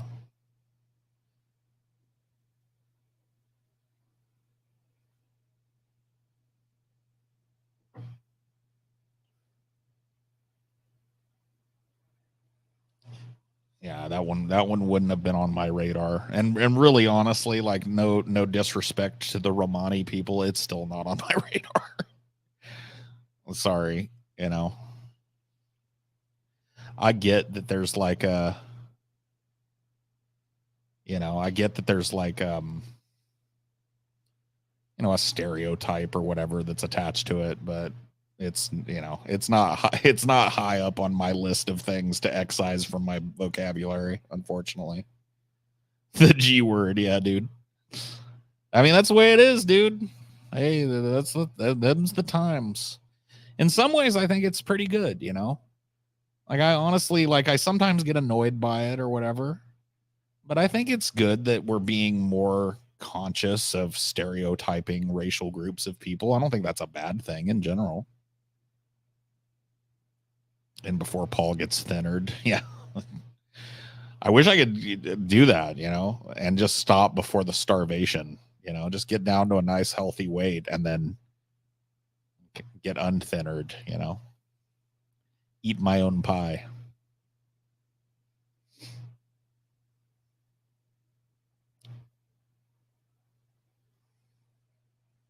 Not personally offended, but yeah, hey, that is your fucking, that's your prerogative. It's definitely not one that's at the front of my mind to never say. And so, I likely will probably offend somebody saying it at some point.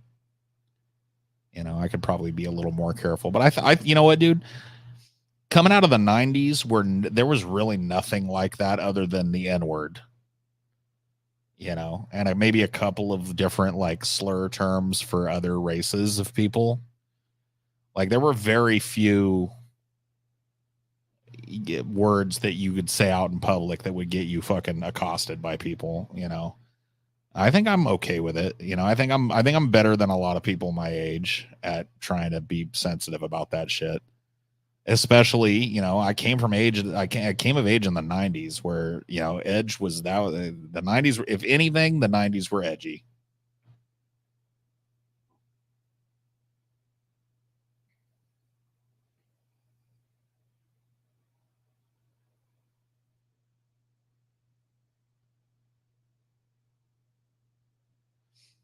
Yeah, with Gypsy, to me, like they're not a racial group that is super heavily represented in the United States. And so I think that maybe a lot of the things that are attached to that word don't really resonate with me because I just didn't grow up around a population of them. And so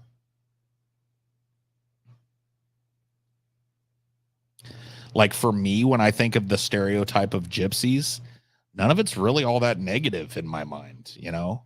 I think of like like traveling group of people that have like, you know, they set up kind of like maybe like a carnival setting where they read your palm or do juggling or, you know, whatever the fuck. And then they go on about their business and they set up somewhere, you know, that's, to me, that's what it means. But I understand that, you know, like in Europe or whatever, that there's, you know, a stereotype of like promiscuity, as I understand it, of the women, and being thieves and liars and sneaks or whatever the fuck. Like none of that really, that was never really attached to that word for me, you know. So that maybe that's one of the reasons why I don't take it all that seriously.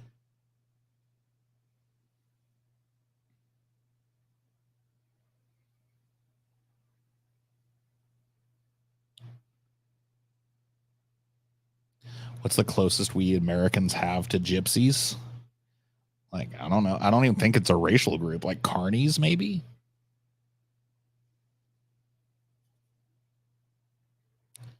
Do you find the power dynamics thing annoying? Like whatever happened to adults making their own decisions? Some of it is a little bit fucking off the wall to me. Like there's this thing, and you guys will let me know if you've noticed this. There's this thing where like people that are 20, 21, 22, 23, they're like, it's almost like they want you to treat those people like they're children. You know what I mean? Like, you know, I'm older than my wife. My wife is in her 20s. I'm in my 40s. And there are people out there that are just like, "Whoa, buddy." And it's just like, "Huh?" Like what? Like how is this? I mean, this is like a pretty fucking common thing since forever, you know? Like to me, the age gap really doesn't mean anything at all. She's an adult. I'm an adult. She's capable of making her mind up about what she wants to do with her life, and so am I. Is there like a gulf of experience between us? I guess. But I don't think it like constitutes like some kind of abusive power dynamic or whatever the fuck. And I feel like that's become like super popular, where like people like call dudes like me that are in, you know, relationships where there's an age gap and call me a groomer for that. And in my mind, you can't groom a fucking 20-year-old. Like grooming is something you do to a child who doesn't know any better, who isn't capable of having consent and all that shit. Like it's, you groom a child, and a 20-year-old is not a child to me. You know, so that one I think is that, because that, yeah, I mean, that's definitely like if I was in my 20s, I would be offended hearing people saying that, you know, because it's just, it literally is saying like, yeah, you don't really have full agency. And it's like, well, I'm expected to live as if I have full agency.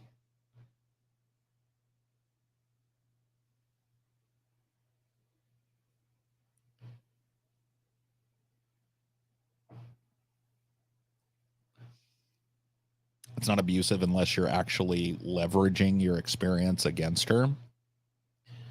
Yeah, I don't. You know, like I don't know. I think most people probably don't.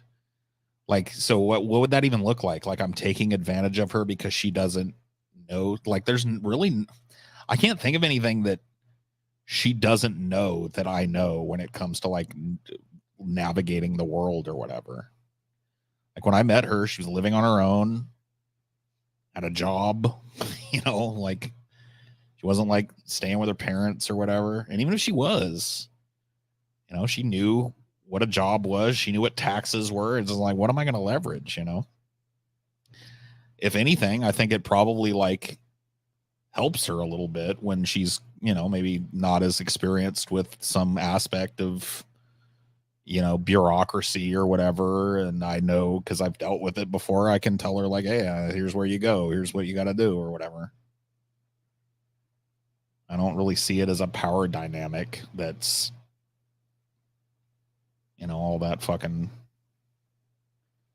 like abusive at all. They're infantilizing women, ironically. Well, I don't know. It kind of seems that way. Yeah, like if we if she needed to know like how to blow out a Nintendo cartridge, I can show her how to do that, you know. I don't think that's an abusive If we end up getting a Nintendo and then she's pushing the game down into the NES and it won't fucking, it's just blue screening, or it's freezing up on the opening screen, I can show her how to take that motherfucker out and blow it out. I don't think I don't see that as a power dynamic. Why not date somebody your own age? Because I didn't meet somebody that was my own age. I wasn't out there like, let me find me somebody that's not my own age. I just happened to meet a person that wasn't my exact age. There was not a lot of consideration put into it. She's an adult. I'm an adult. You know.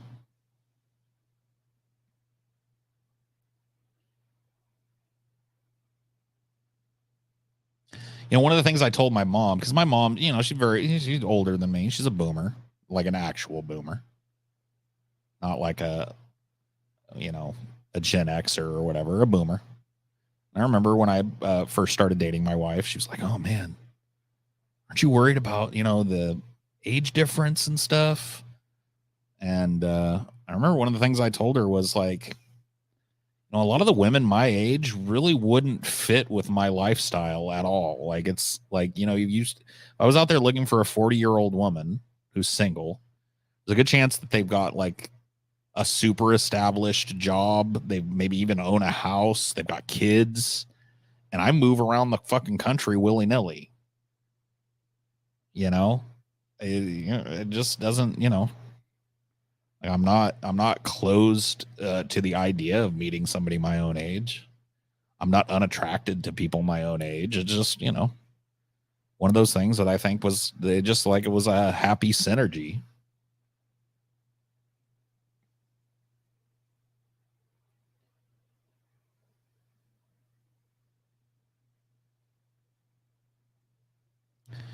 It's not necessarily an advantage, but it's definitely not something that I entered into lightly or without any thought. Like there's a gulf of experience is a thing, and you have to deal with it. But it's just not like there are people out there that would say that it's insurmountable, and I just don't think that it is.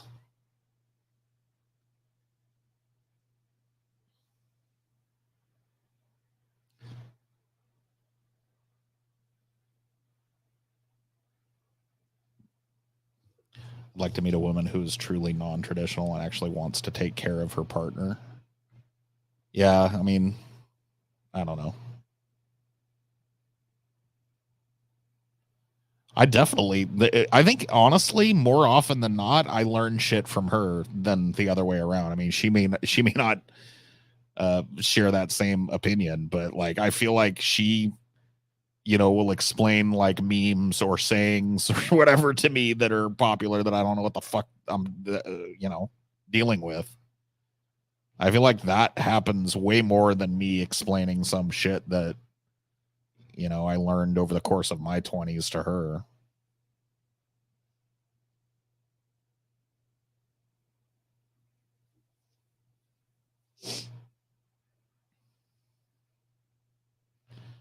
All the girls I knew in high school turned into crazy Christian cultists. Oh, woof. Oh, to the no.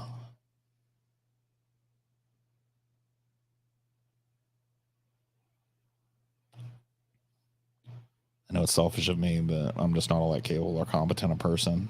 I mean, I think you're probably putting yourself down there, Scarlett.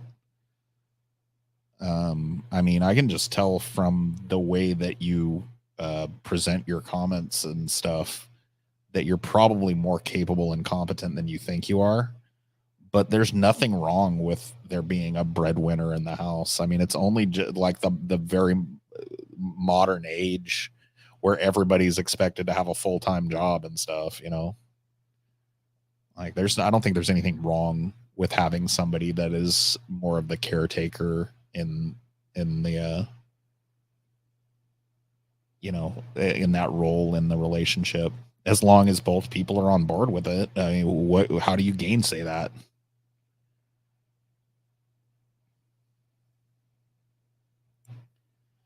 There's one issue that you will have. My parents had. You were dying way before her. My dad passed away last year, and my mom still has 30. Yeah, yeah, and that's definitely like, look, that's a consideration. That's a consideration. I just happen to think that she's an adult and that she's old enough to, like, it's not like she doesn't realize that. She's not a child that thinks that doesn't understand death. She understands that she's going to outlive me probably by a pretty significant margin. And I think that she has the agency to choose to be in a relationship with me and love me despite that. Like I said, it's not like there aren't any issues that come up with regards to an age difference. I just don't think that, like, they're insurmountable or abusive on the face of them.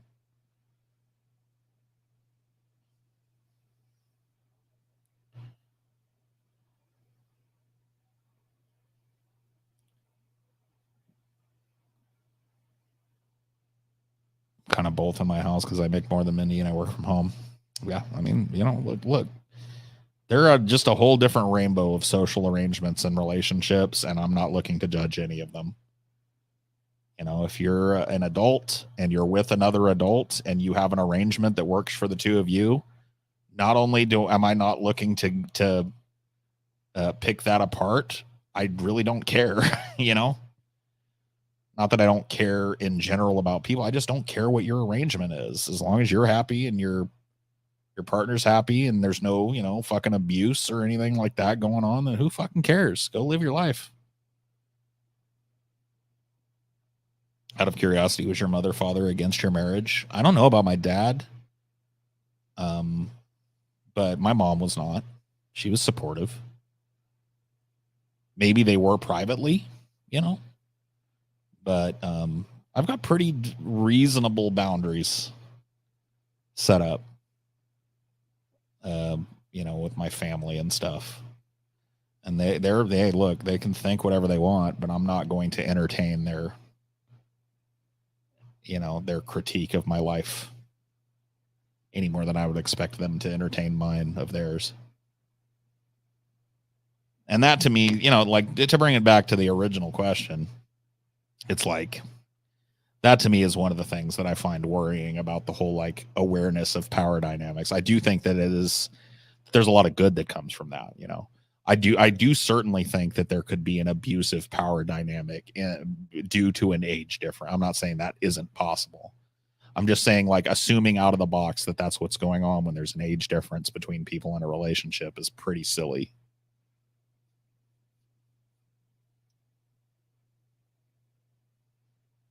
Isn't everyone guilty of abuse at some point? Like, no one's perfect, right? To me, maybe this is another thing. Maybe like, to me, getting in an argument or whatever is not abuse. Abuse is like a pattern of behavior, right? Either a repeated pattern of behavior or a very, like, extreme example of violating somebody's right to safety. So yeah, I think if you punch your partner in the face or really, like, physically aggressive with your partner in a threatening and non-consensual way at all, I think that's immediately abuse. And I think that if you're constantly, like, oppressively nattering in a way or undermining that person in a way that is detrimental to their mental health, I think that's abuse. I don't think getting in an argument is abuse. I don't think making a mistake in a relationship is an abuse.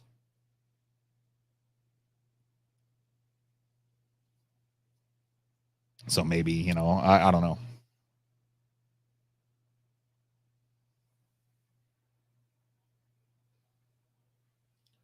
Is there a point you can reach when you've done so much evil that nothing you do will be able to make up for it? I don't look at the world in that way. I don't think that the world is like this giant karmic balancing act where it's like your evil deeds are weighed against your good. I don't even believe in evil. I believe in psychology amongst human beings. I think that the term evil and good the way that they're used is a pretty outmoded way of talking about the behavior of human beings that we have a much greater understanding of now than we ever have in history.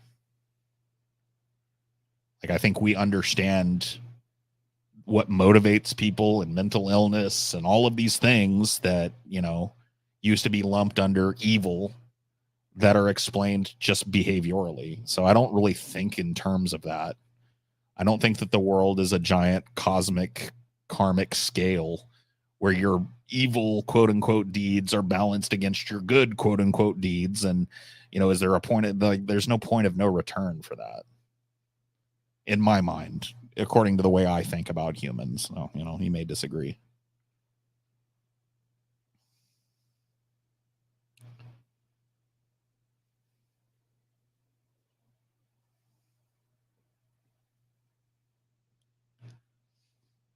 Yeah, I still talk to my parents.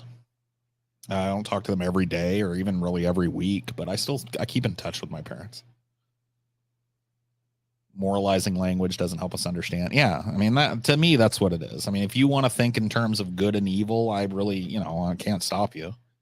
I'm not gonna wag my finger in your face over it, but to me, it's just kind of those, like, evil is kind of a stopping, like a halt word to me. It's a way for people to just kind of limit their understanding of something and categorize. And I think there are a lot of people who do that a lot, not just with good and evil. I think that there's a real kind of drive to, oh, I'm going to put you in this column.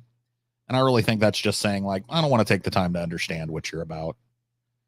I don't want to take the time to learn about the possible motivating factors for your behavior. I just want to be able to kind of like write you off.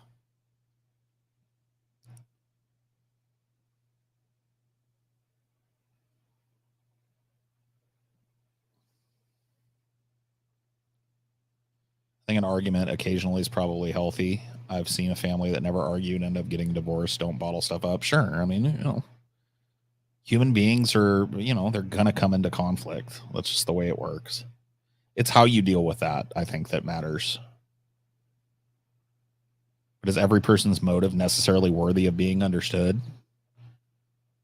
I mean, I don't know. I kind of feel like that's almost an all or nothing thing. I think if you want your motives to be worthy of being understood, then you've got to be willing to at least try to understand the motives of others.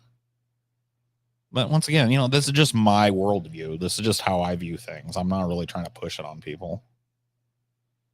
If there's people out there listening that are more comfortable, like, categorizing human beings in that way, then I think, go for it. Pop your whoop.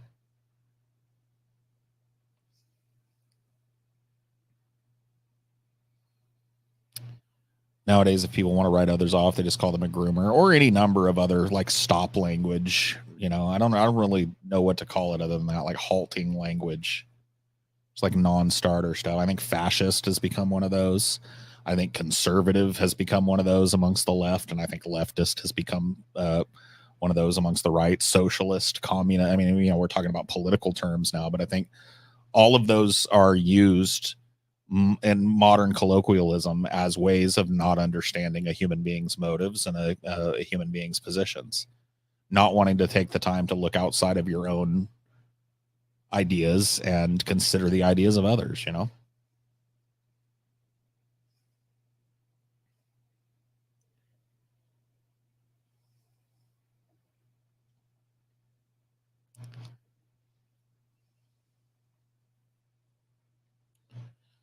Buzzwords with loads of baggage. Bilbo baggage. Controlling language, yeah.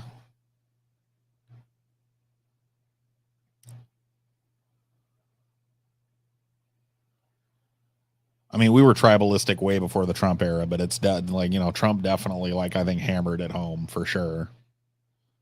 And it's one of those things that, like, I don't know.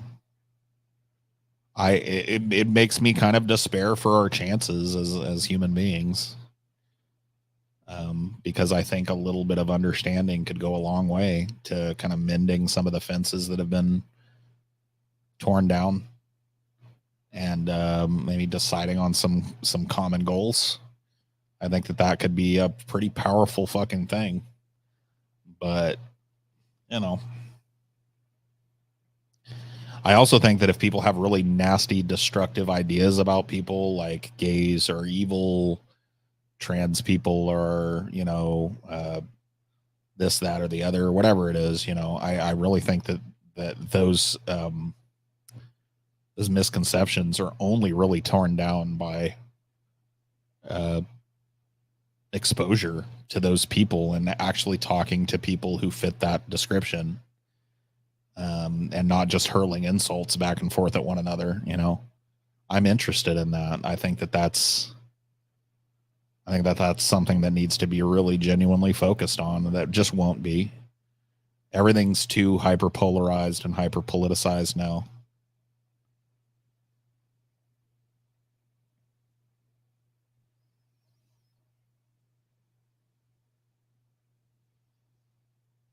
Oh yeah, in the same way that we as leftists or liberals or whatever your stripe of leftism, whatever you call you, whatever label you ascribe to yourself, we sneer at the label Trump voter or conservative or Christian or any number of kind of socially impactful labels. And there's nothing wrong with being openly critical of those things. What's wrong, I think, is giving up on the idea of changing minds. That to me that's truly the death knell.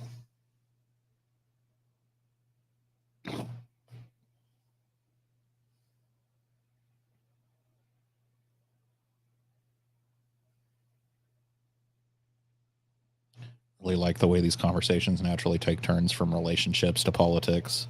It's a skill the younger generation has no idea to do. I don't think that's true. I think there's probably quite a few young people in here that are going right along with it and listening right along. I do think it happens less and less because this type of there's no goal in this conversation. I'm not trying to convince anybody of anything. We're not debating. You know what I mean? I don't see what we're doing in this chat as debating. There's no winner or loser in this. We're just talking as human beings in here. And I think that happens less and less as time goes on.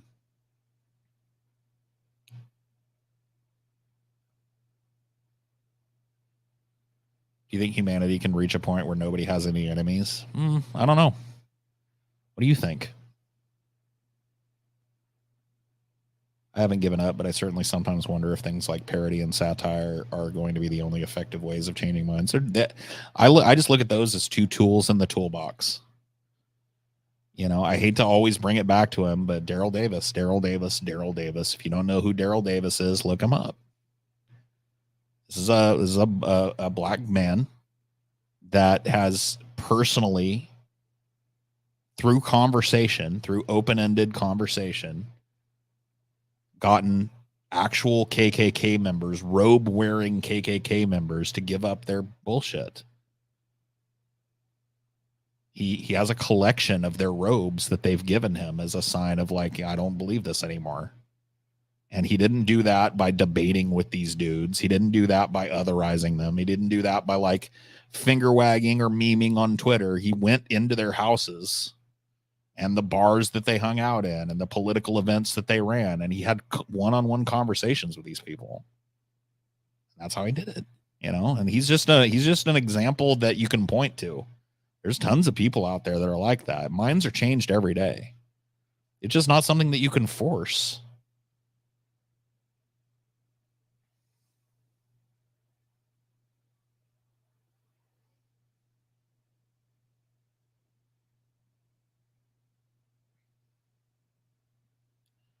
Debate culture really kills any thoughtful discourse on the left. Yeah, I mean, I think it does too. I think there's definitely a place for it. There's nothing wrong with pitting.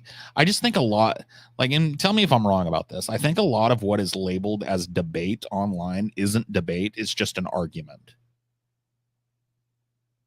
To me, a debate is a completely different thing from an argument. And I think a lot of what is called debate nowadays. It's just two people slinging fucking insults and slinging gotchas back and forth at people. And to me, like an argument, that's really not going to change a whole lot of minds. A debate, that might, you know. But a debate requires open-mindedness on the part of, you know, the participants and the audience and the moderator. You know, you're there to just kind of go back and forth on a philosophy. And I don't think that that's really what's happening in a lot of things that you see labeled debate. You know.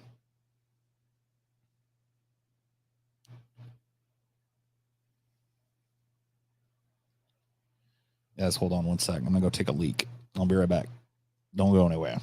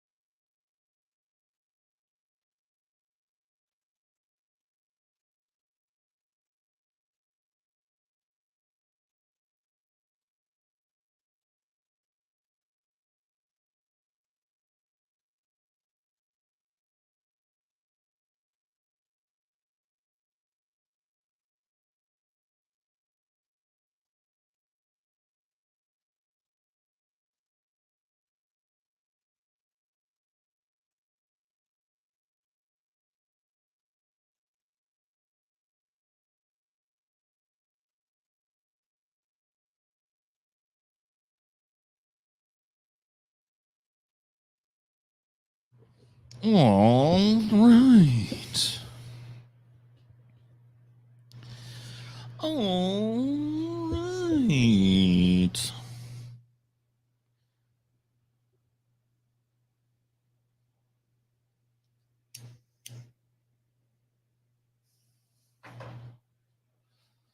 Yeah, I know, you know, it's like taking a break sometimes like breaks up the conversation. I wish it wasn't necessary to do biological things. You're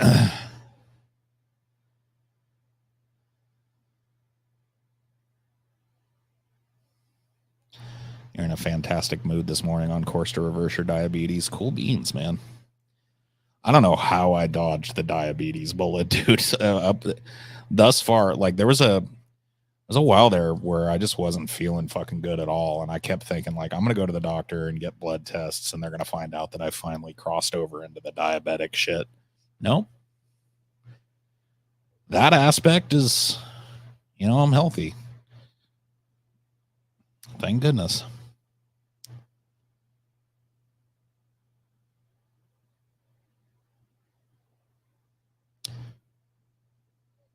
Human body is disgusting. Long live machines.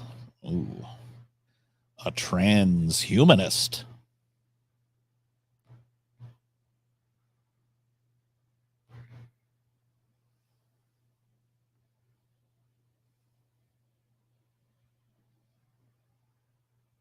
I'm surprised Badlands Chugs doesn't have diabetes. I mean, how do you know he doesn't?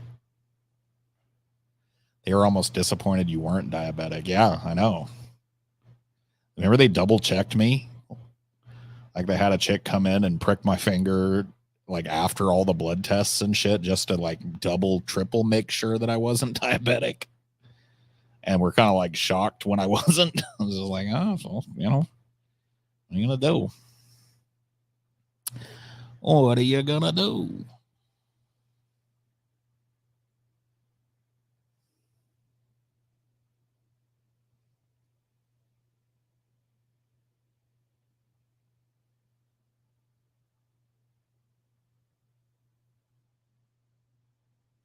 Speaking of dodging bullets, you have any idea who struck? No, I have no clue.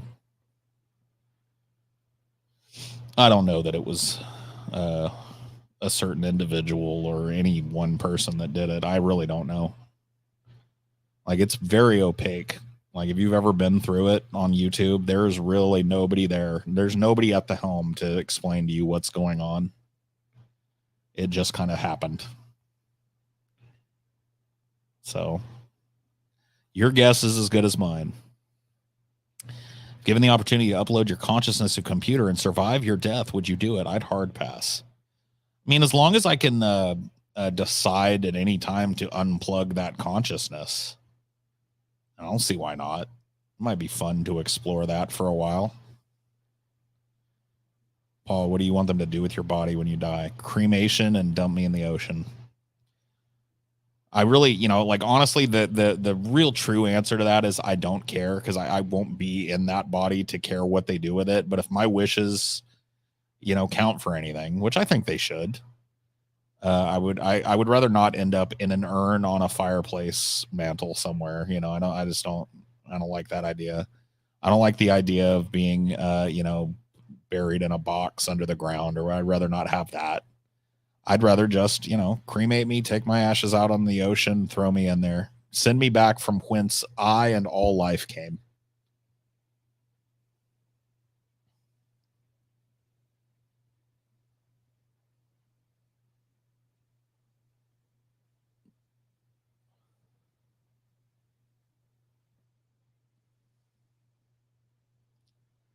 But, honestly, like I said, I won't be here to oversee any of it or to be offended by any of it. So really, I guess they can do whatever they want.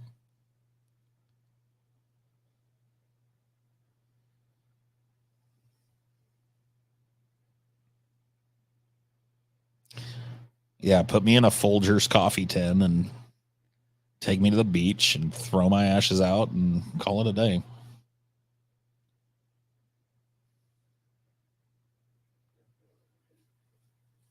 Yeah, definitely the Pacific, not the Gulf, for sure. I think we'll just repeat life over and over again. That's my personal theory. So, like, reincarnation. How do you account for the fact that there are more people every year? Because, like, reincarnation would imply that, like, there are no new souls being created because they're all just being recycled into new bodies. How are there, like, 7 billion people this year, and then in 10 years they're 10 billion? Always wondered that.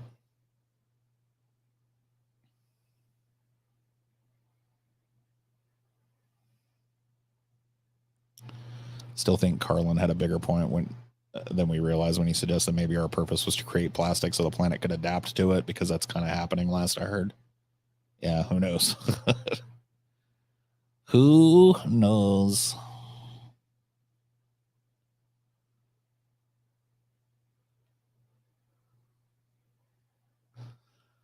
Who knows?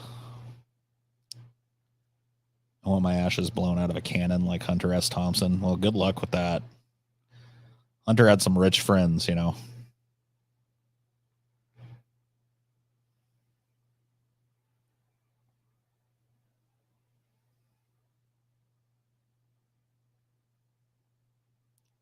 more people but less animals, so the soul count remains equal. Oh.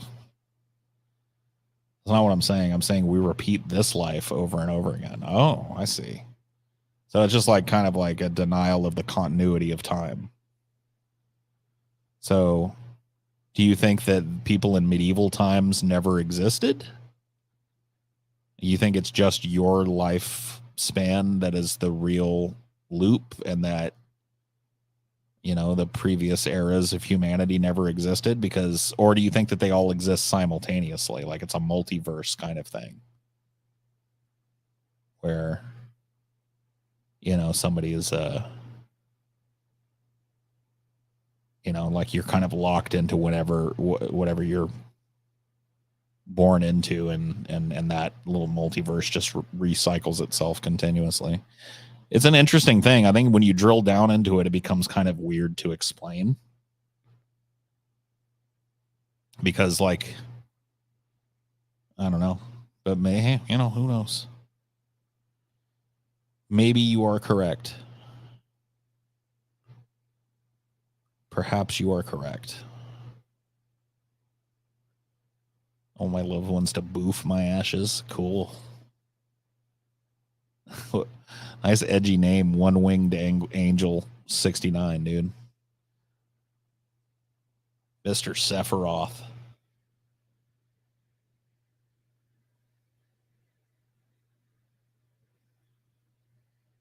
Oh, I can't prove or disprove it. Like I said, yeah. There are a lot of things you can't prove or disprove, so that doesn't really lend any credence, but hey, who knows? Maybe you're right.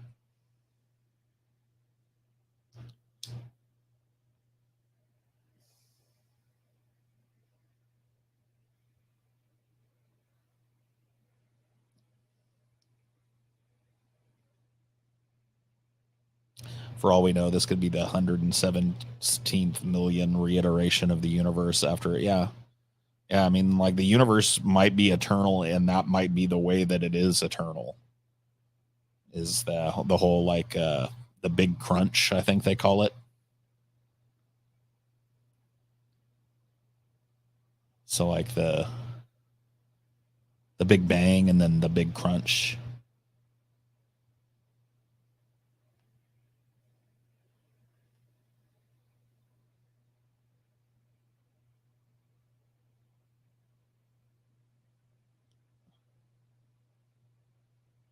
We will all know what happens when we die at some point. Or not, you know. Who knows? Dead men tell no tales. That's an absolutely incorrect statement, by the way. Like, forensic pathology kind of crushed that old pirate meme.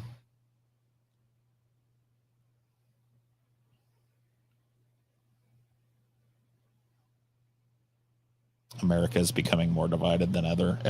Yeah. Maybe not than ever. We did fight a giant civil war at one point. I don't think we're quite there yet, but yeah. I think we're definitely like heading that direction.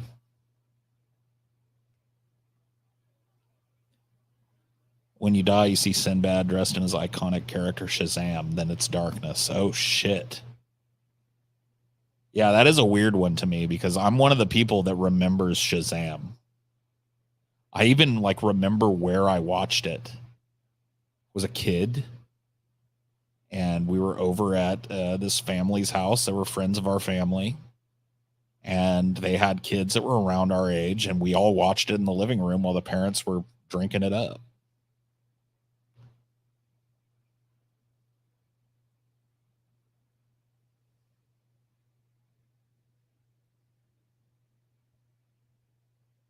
Shazam. Who's cooler, Kefka or Sephiroth? Kefka, dude, because he's got that laugh. Whoop, whoop, whoop, whoop, whoop, whoop, whoop, whoop. Kefka's way cooler because he's not as edgy as Sephiroth is. He's not as tryhard. Kefka's got his own fucking thing.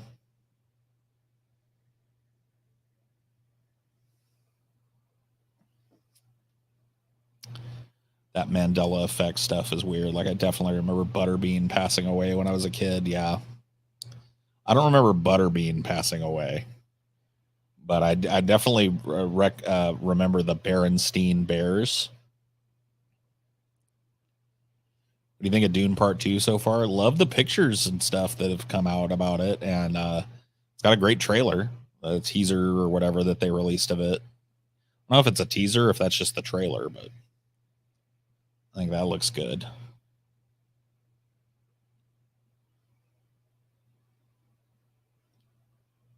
I'm going to try and drift to sleep with your dulcet tones in the background, Paul. Thanks for the stream. Yeah. Yeah. Thanks for hanging out, buddy. Get some good rest. Dune Part 1 was all right. I agree. It wasn't like fucking fantastic or whatever, but you know.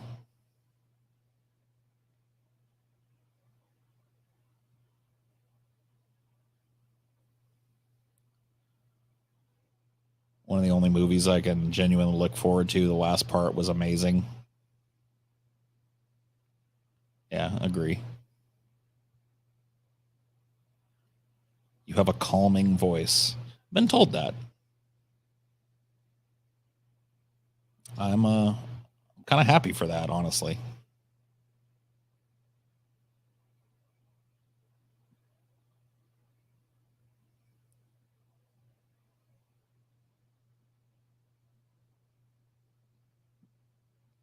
Got to rewatch it before seeing the second one. Yeah, for sure. I definitely think I'm going to do the same. I've only watched it twice.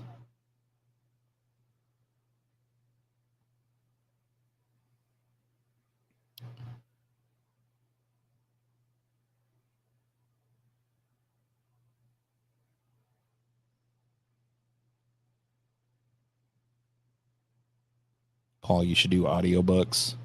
Dude, I would love a career in voice acting. I would love a way to like parlay my love for acting into a voice acting career, but I'll be goddamned if it's like at all fucking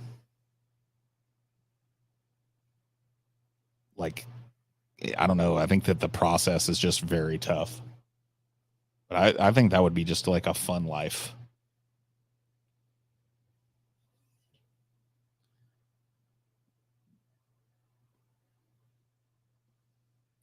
No, I've never auditioned for a voice acting role in anything.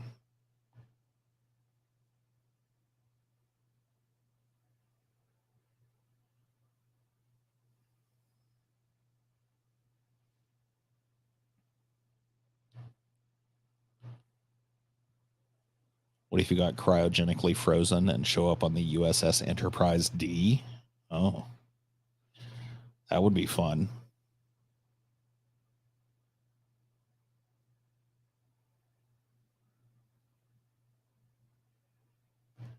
Should definitely try it. I mean, how do you even try it? Where do you go to fucking I guess I know one aspect of it. You create like a reel or whatever. Like you've got to do but I wouldn't even I don't know. You've got to like create like a voice reel where you do a bunch of different, acting, bunch of different accents and types of acting or whatever.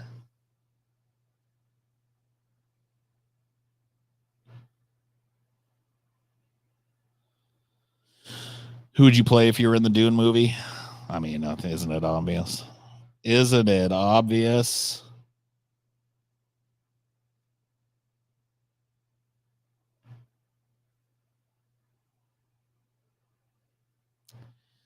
You would think it would be pretty obvious. The Baron Harkonnen. Who's your favorite Shakespeare character play since you love acting so much? I love Caliban from The Tempest. It's my favorite role I've ever gotten to play Shakespeare wise. That and Sir Toby Belch in Twelfth Night. Probably those two. I always wanted to play Falstaff as well, but I really like Caliban from The Tempest. He's definitely my top.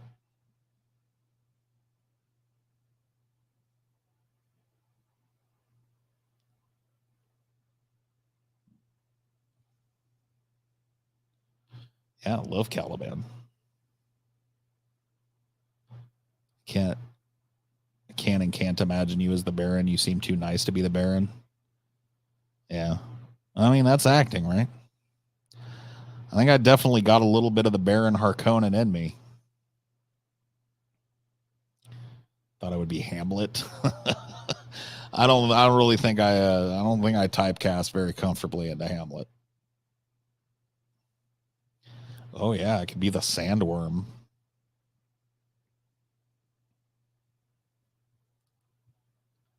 That'd be fun.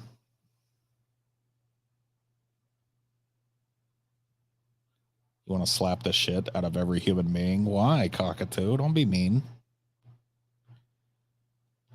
Just chill out, you spicy bird.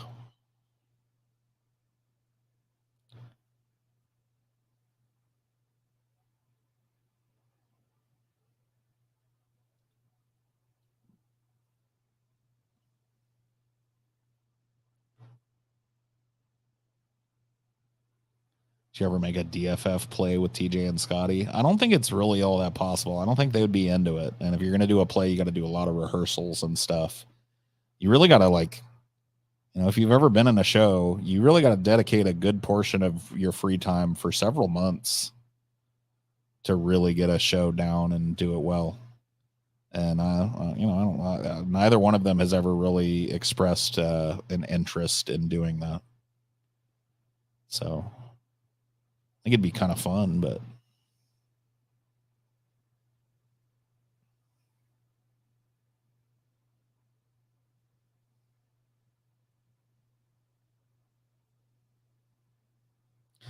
I don't know enough Targaryens to answer that.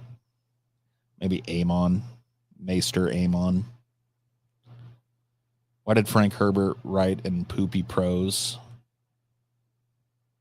Like an instruction manual. I can't read him. I'm sorry. No, that's fine. He's definitely an acquired taste for sure. There's a lot of people I think that feel the same way about the Dune books. I just don't. I really like the way that he writes. Hello, Mr. Naughty Priest. ¿Cómo está, señor? I wouldn't mind playing one of the Gravediggers or be one IRL back in the day. Get paid to dig your own grave. Oh.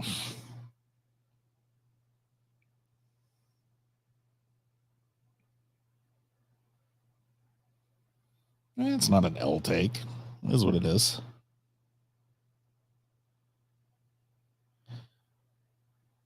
Yeah, do you like the twerk, Mr. Naughty Priest? Getting closer to that dick on Pornhub. Thank you for getting me into Dune. Oh, cool.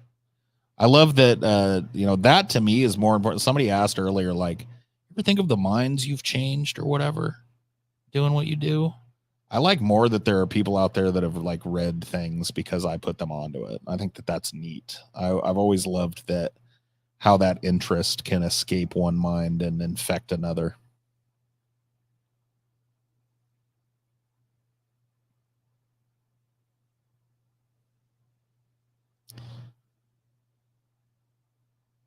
Called Herbert's writing poopy. I mean, well, whatever. It's a matter of taste.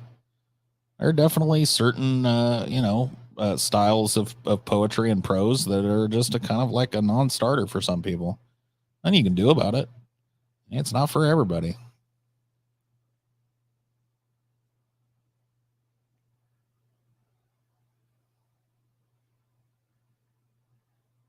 I read Ishmael because of you. That's cool. That's such an important book, man.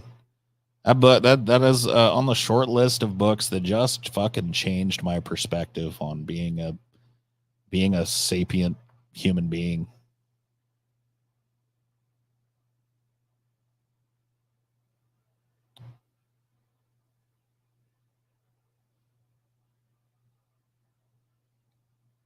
I wish it would take Star Wars' place now. I mean, it kind of is. No, I guess it isn't, because like there's always like some Star Wars shit in the works now, right? I just don't pay attention to it. Paul, at this point, we've known each other for more than a decade, and I have changed a ton since then. Yeah, same here, man. I'm definitely a much different person than I was, when you and I first met. And it's funny how that happens,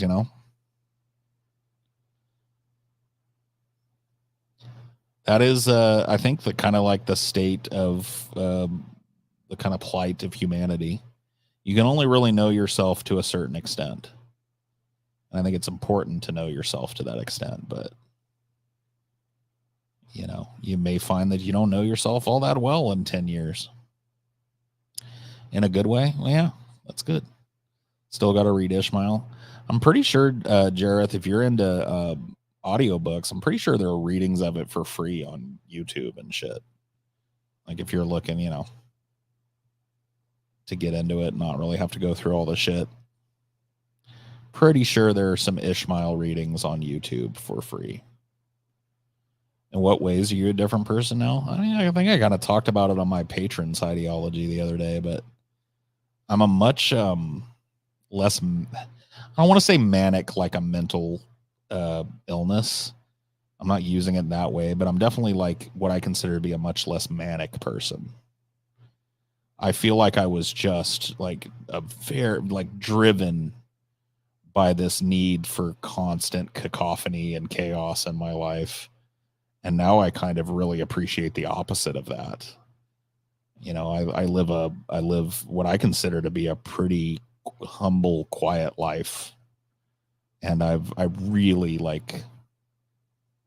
appreciate that about myself. Wait, you have a Patreon? Well, yeah, the Pessimist Productions Patreon, my friend. I do a patrons only ideology once a month.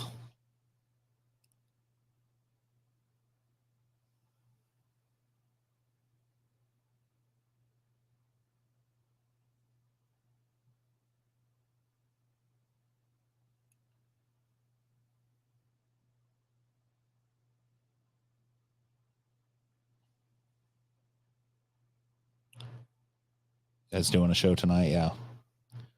I don't really think of it as tonight. To me, it's still Thursday, but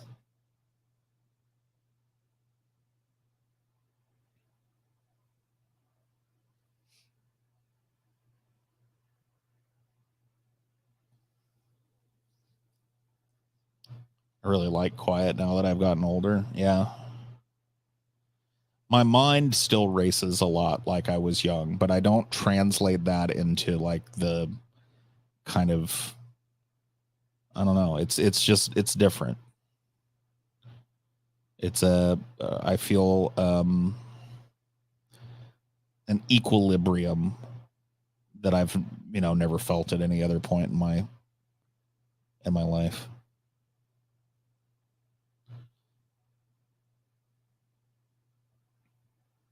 Glad I don't work tomorrow so I can sleep all day like a boss. Oh yeah. Sleeping all fucking day. All right, Pranav. Have a good one, my friend. Still morning, technically, yeah.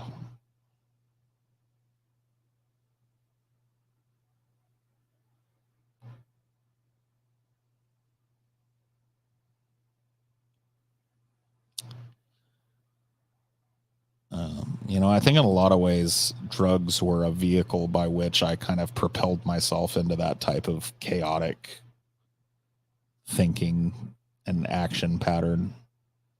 And I've been relatively clean of drugs for the last couple of years, but really in the last year. I really don't indulge in the marijuana all that often anymore.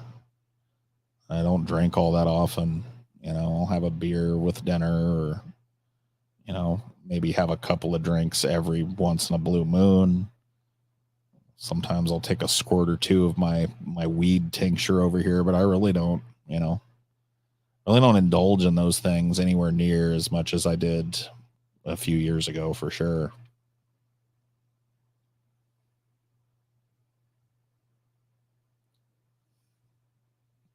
I got to show up to having a manic bitch scream in my earpiece all day. Ooh, that doesn't sound fun.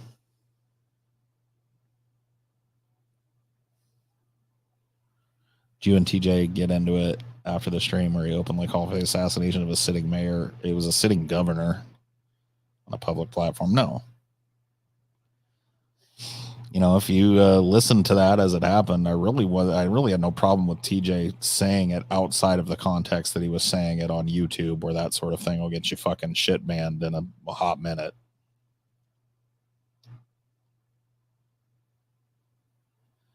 I'm getting you guys each something fancy for the meetup as my gift, each for the years of content. I'm thinking a really nice bottle of red wine for you or tequila. Cool, man. Yeah, you don't have to do that. Just bring yourself.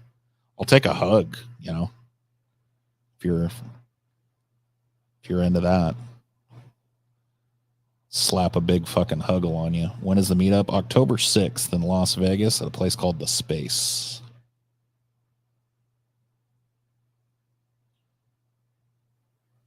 Is there any reason you don't indulge in drugs anymore? I wasn't really a drug indulger. I was a drug, I want to say abuser, but that's probably the right language.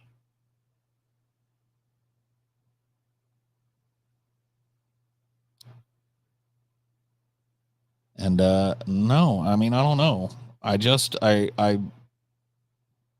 got to a point where I felt like it wasn't helping me anymore in the ways that I felt it helped me. I was a big drinker in my 20s, and then I kind of like laid off of that. But continued to binge drink, and on occasion in my 30s and stuff. And then really in my 30s, I really picked up on the weed and did that through most of my 30s. I'm in my 40s, and I just don't really feel the drive to do it anymore.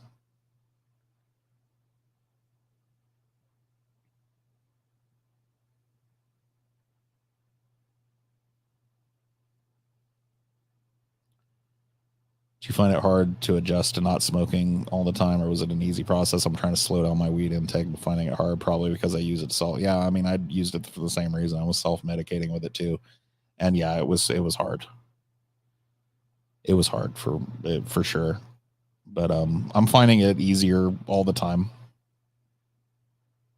Abuser, how do you mean? I was using it to cover up mental problems and to kind of ignore mental problems and stuff like that.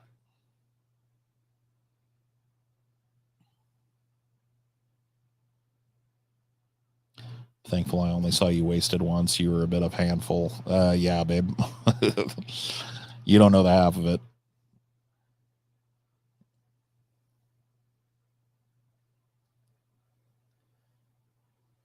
Yeah, I mean, I've been way more than a handful on multiple occasions. I just don't have the I don't know.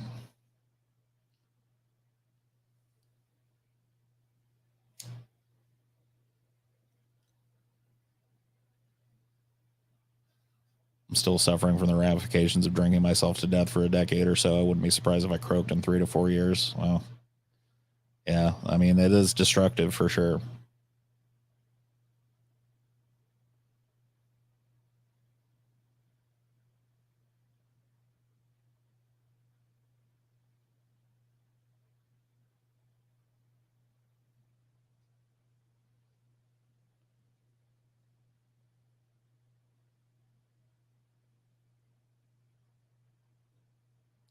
Your apology to Cricket. Did I? Oh, yeah. Yeah, I apologize to Cricket.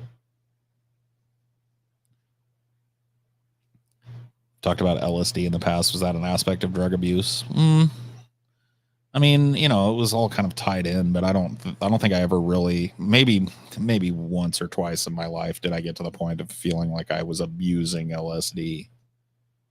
Well, maybe, yeah. Definitely wasn't my preferred mode of depersonalization, but there have definitely been some times when I've overindulged in LSD for sure.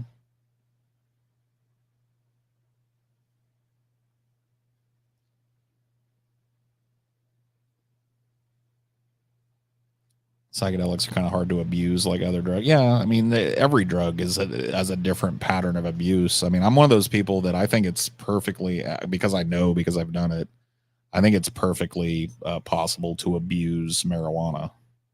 There are people that act like marijuana is just this like kind of like neutral substance or whatever. It may not be as destructive as a lot of other drugs, but it's definitely abusable.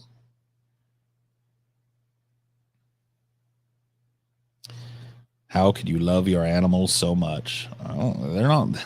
I don't really think of them as animals. They're like little people. They're like little, members of my family. You know, I talk to them. I spend time with them. It's just the way I treat them.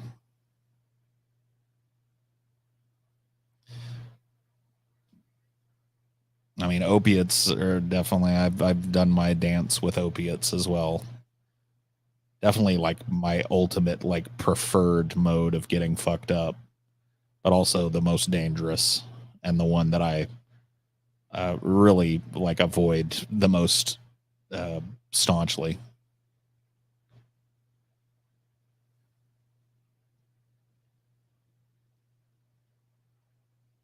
Yeah, man. I was a drug binger all throughout my starting from my mid-teens all the way through my fucking 30s and beyond. So, not always the same drugs, but just like kind of like need to constantly have some form of escapism beyond some chemical escapism, I guess. Why are opioids so dangerous? I mean, obviously they're super addictive and they feel super fucking good. I mean, there's no other drug on the planet that I've ever taken that literally. I have this memory of um, I had gallstones and I had a gallbladder attack where they had to remove my gallbladder. I remember I went into the emergency room in just a fuck ton of pain. I mean, anybody that's ever gone through that will tell you it's one of the fucking. It's crazy. It felt like there was a spear going straight through my left side. I literally felt like I had been impaled on something. It was that level of pain. And so I went into the emergency room just overcome with pain. And they diagnosed me relatively quickly once they got me in and gave me just this huge shot of morphine. This was in my late 20s. And they gave me just like a real massive dose of morphine. And it was like fucking every bad thing, every pain, every emotional scar, every mental hang up melted into this beautiful fucking just. It was absolutely unbelievable. It was just unreal. And man, there's just nothing like it in my experience.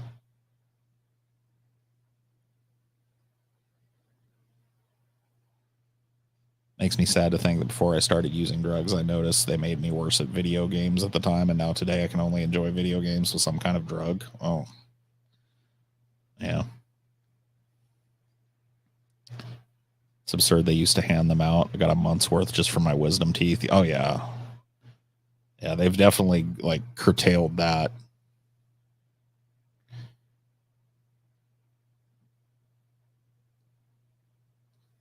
There's an uptick in kidney stones in younger generations. Probably has a lot to do with the abusive diets and energy sticks. Yeah, I don't know.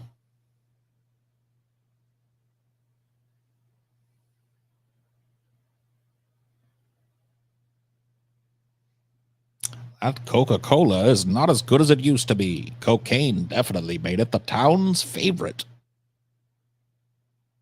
Yeah. I've only had morphine a couple of times in my life. And yeah, it's fucking crazy. I mean, one time it was put after a surgery. They gave me that button. You guys ever seen those? Where it's like they load up some like doses of morphine or whatever, and you can hit the button when you need it. Like, holy shit, man! Can you guys just leave me hooked up to this forever? Thanks. Is that your only experience with opioids? No, unfortunately not. I abused pill form opiates prior to that in my early and mid 20s. Never got like completely off the rails with it, but definitely got to a bad place with it. Yeah, morphine drip. Well, yeah, I mean they load up a dose of morphine or whatever, and then they dole it out as like, oh, my pain's pretty bad right now. I hit the button, and just a few seconds later, you're just like, oh.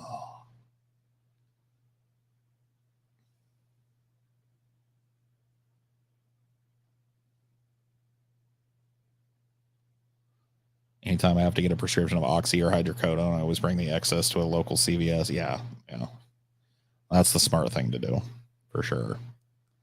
I don't even.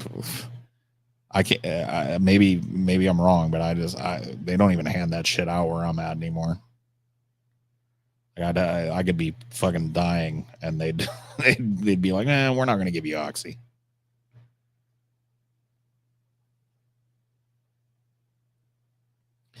Got a giant kidney stone that's just waiting to blow. Just really bad insurance. I'm worried about how much it will cost to get rid of it. Yeah, that sucks.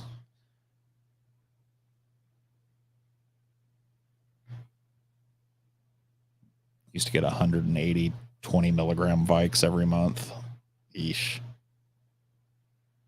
Do you think those drugs should remain illegal on account of all this, or do you have the same stance as TJ where it's legal but regulated to get hard drugs? I don't know if I have exactly the same stance as TJ. We haven't had that discussion in a while, but I definitely lean more towards legalization and regulation than I do, because people are going to do it anyway, and it creates these fucking like horrible exploitative black markets.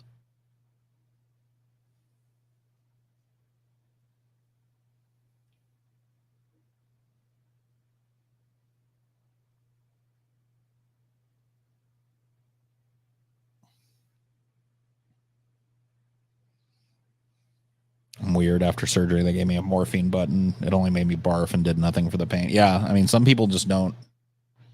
There's definitely like a brain chemistry element to opiates, where some people I think are far more receptive to it than others. Anywho, I think we've had a long enough chat for the night. It was fun. Thank you guys for hanging out. Thank you for the chill vibes and the good conversation. It's always fun. I'll catch you guys next time, huh? Have a good one.